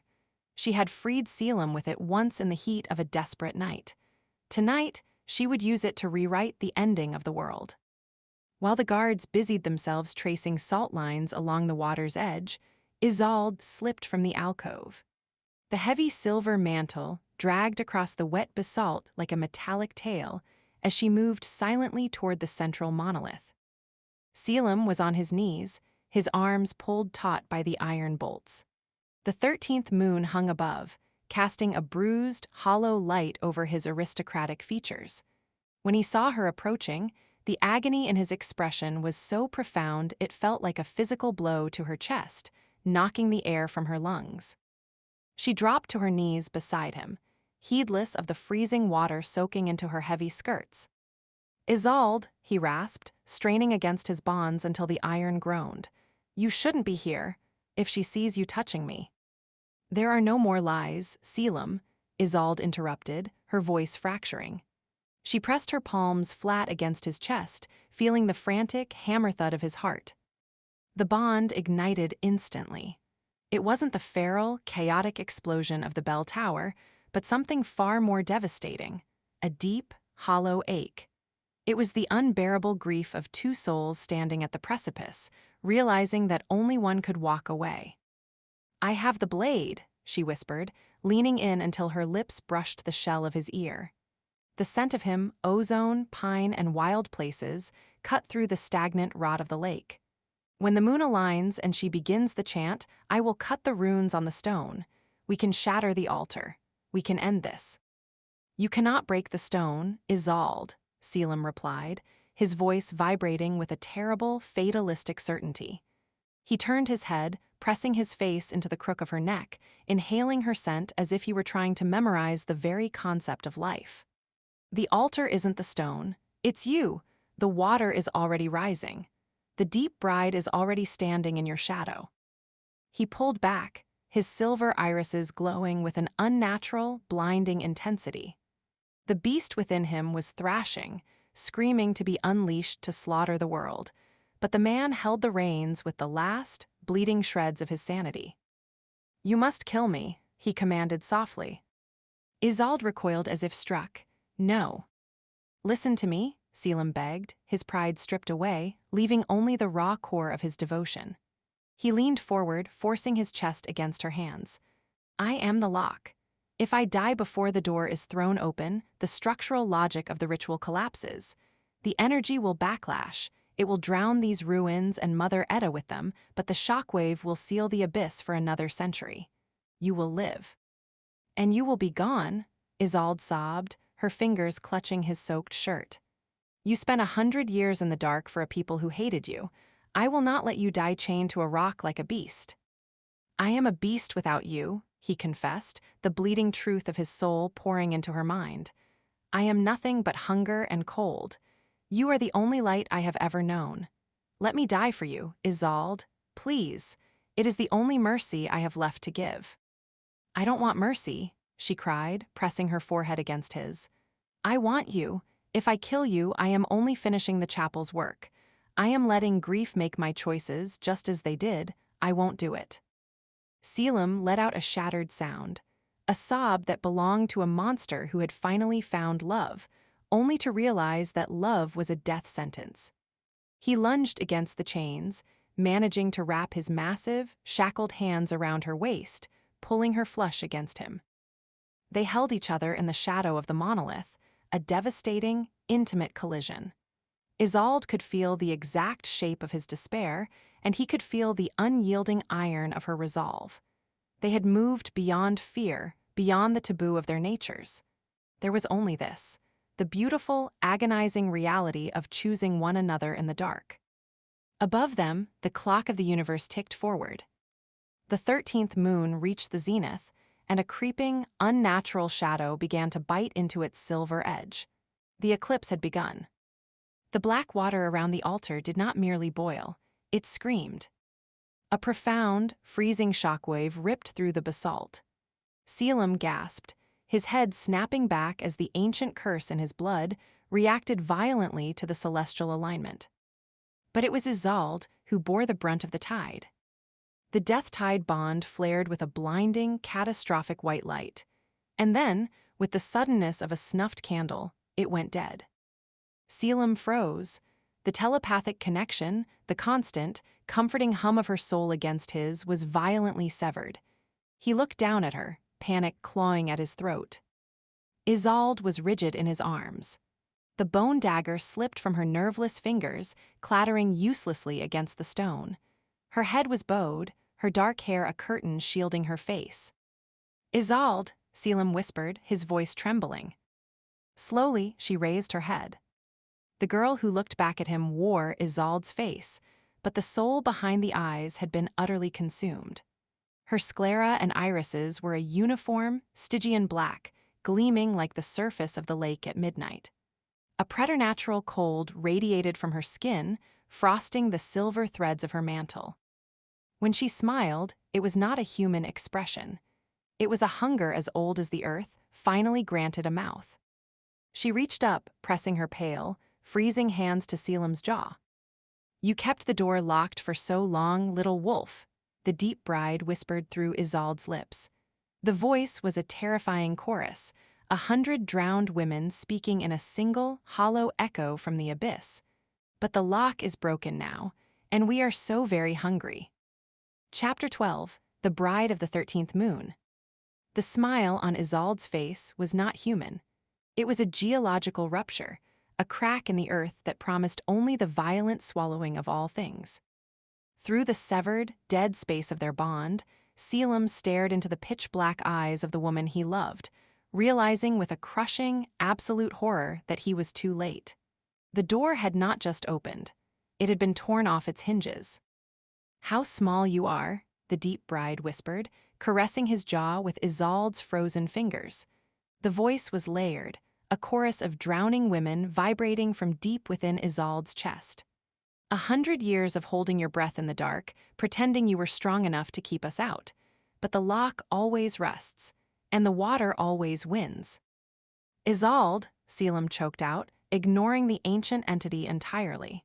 He strained forward against the iron chains, his voice desperate, seeking the girl buried beneath the ocean of the entity's presence.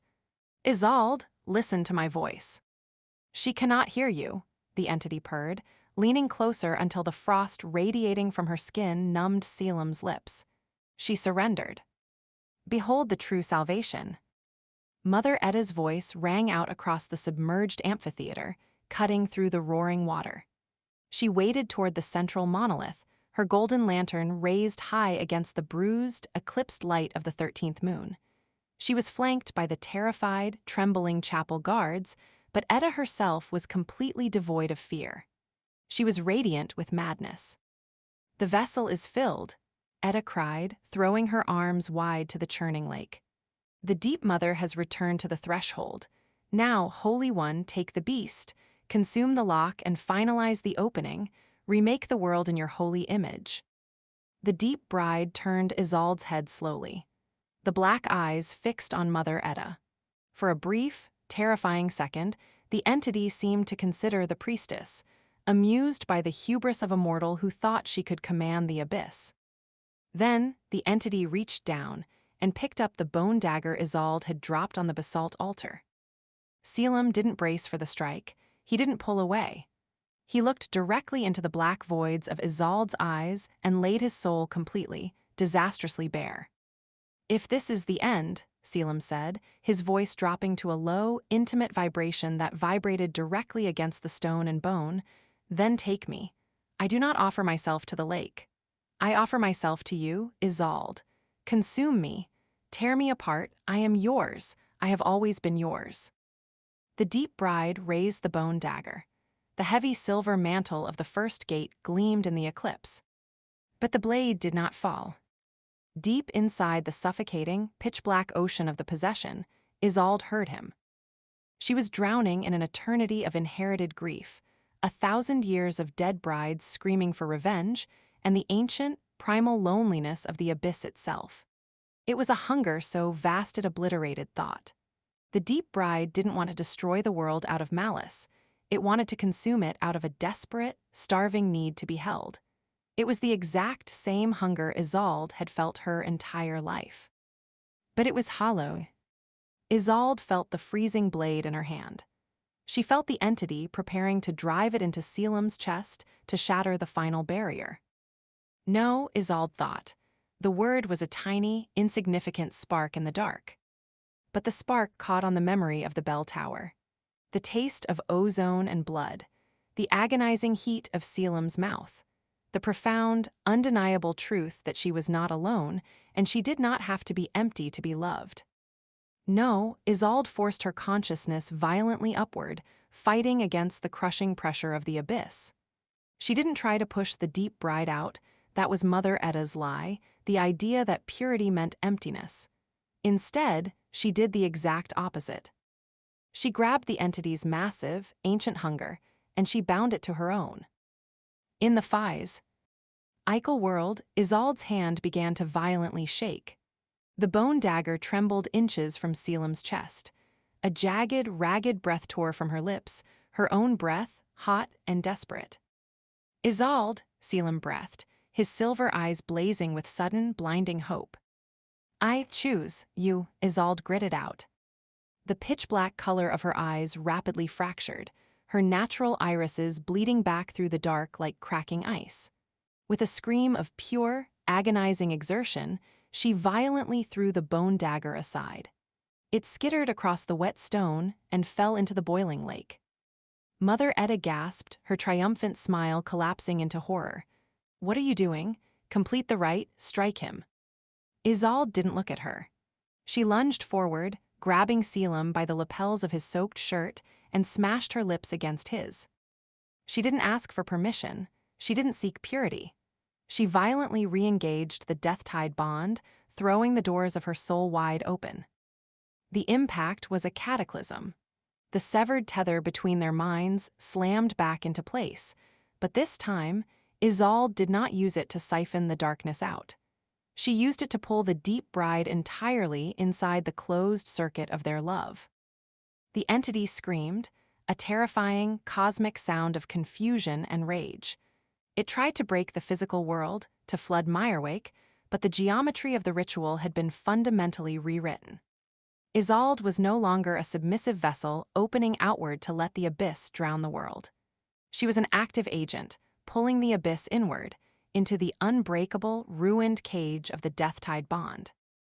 Selim felt the crushing weight of the abyss hit his soul. The beast inside him roared, rising to meet the ancient hunger of the lake. But it wasn't a war. It was an amalgamation. He wrapped his chained arms around Isolde, crushing her against him, absorbing half the cosmic pressure, taking the burden of the deep so it would not tear her apart. They became a closed loop, an infinity of shared darkness, shared pain, and absolute, defiant devotion. The ritual collapsed.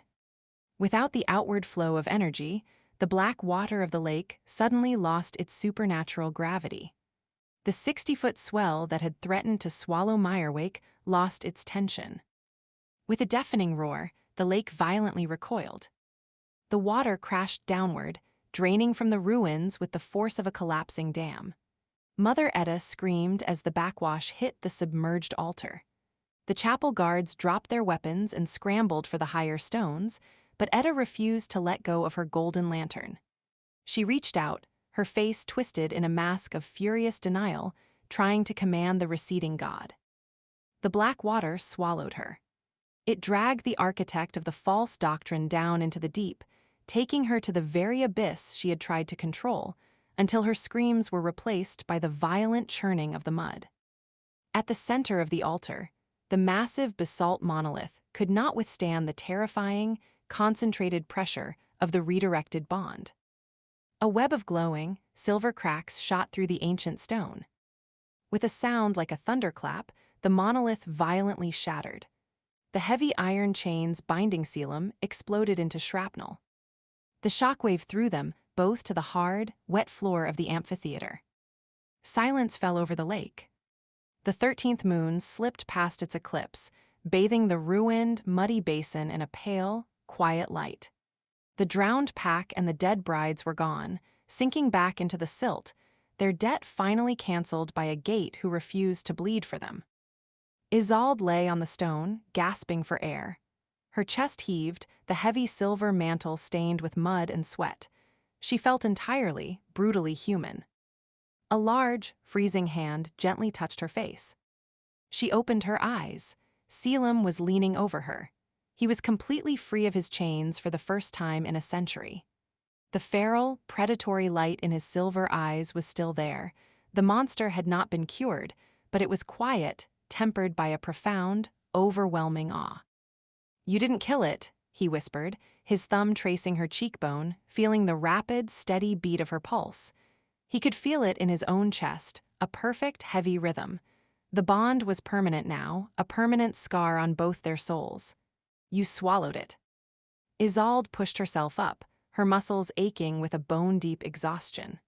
She looked at the ruined altar, at the empty, muddy trench where Mother Etta had stood, and then back at the terrifying, beautiful man who had chained himself for her. "I couldn't banish it," Isolde said softly, her hands sliding up his forearms to grip his shoulders. The physical contact was an electric, addictive hum. "It's a part of my blood, Selim. It's a part of what we are, so we will carry it, together." Selim closed his eyes, resting his forehead against hers.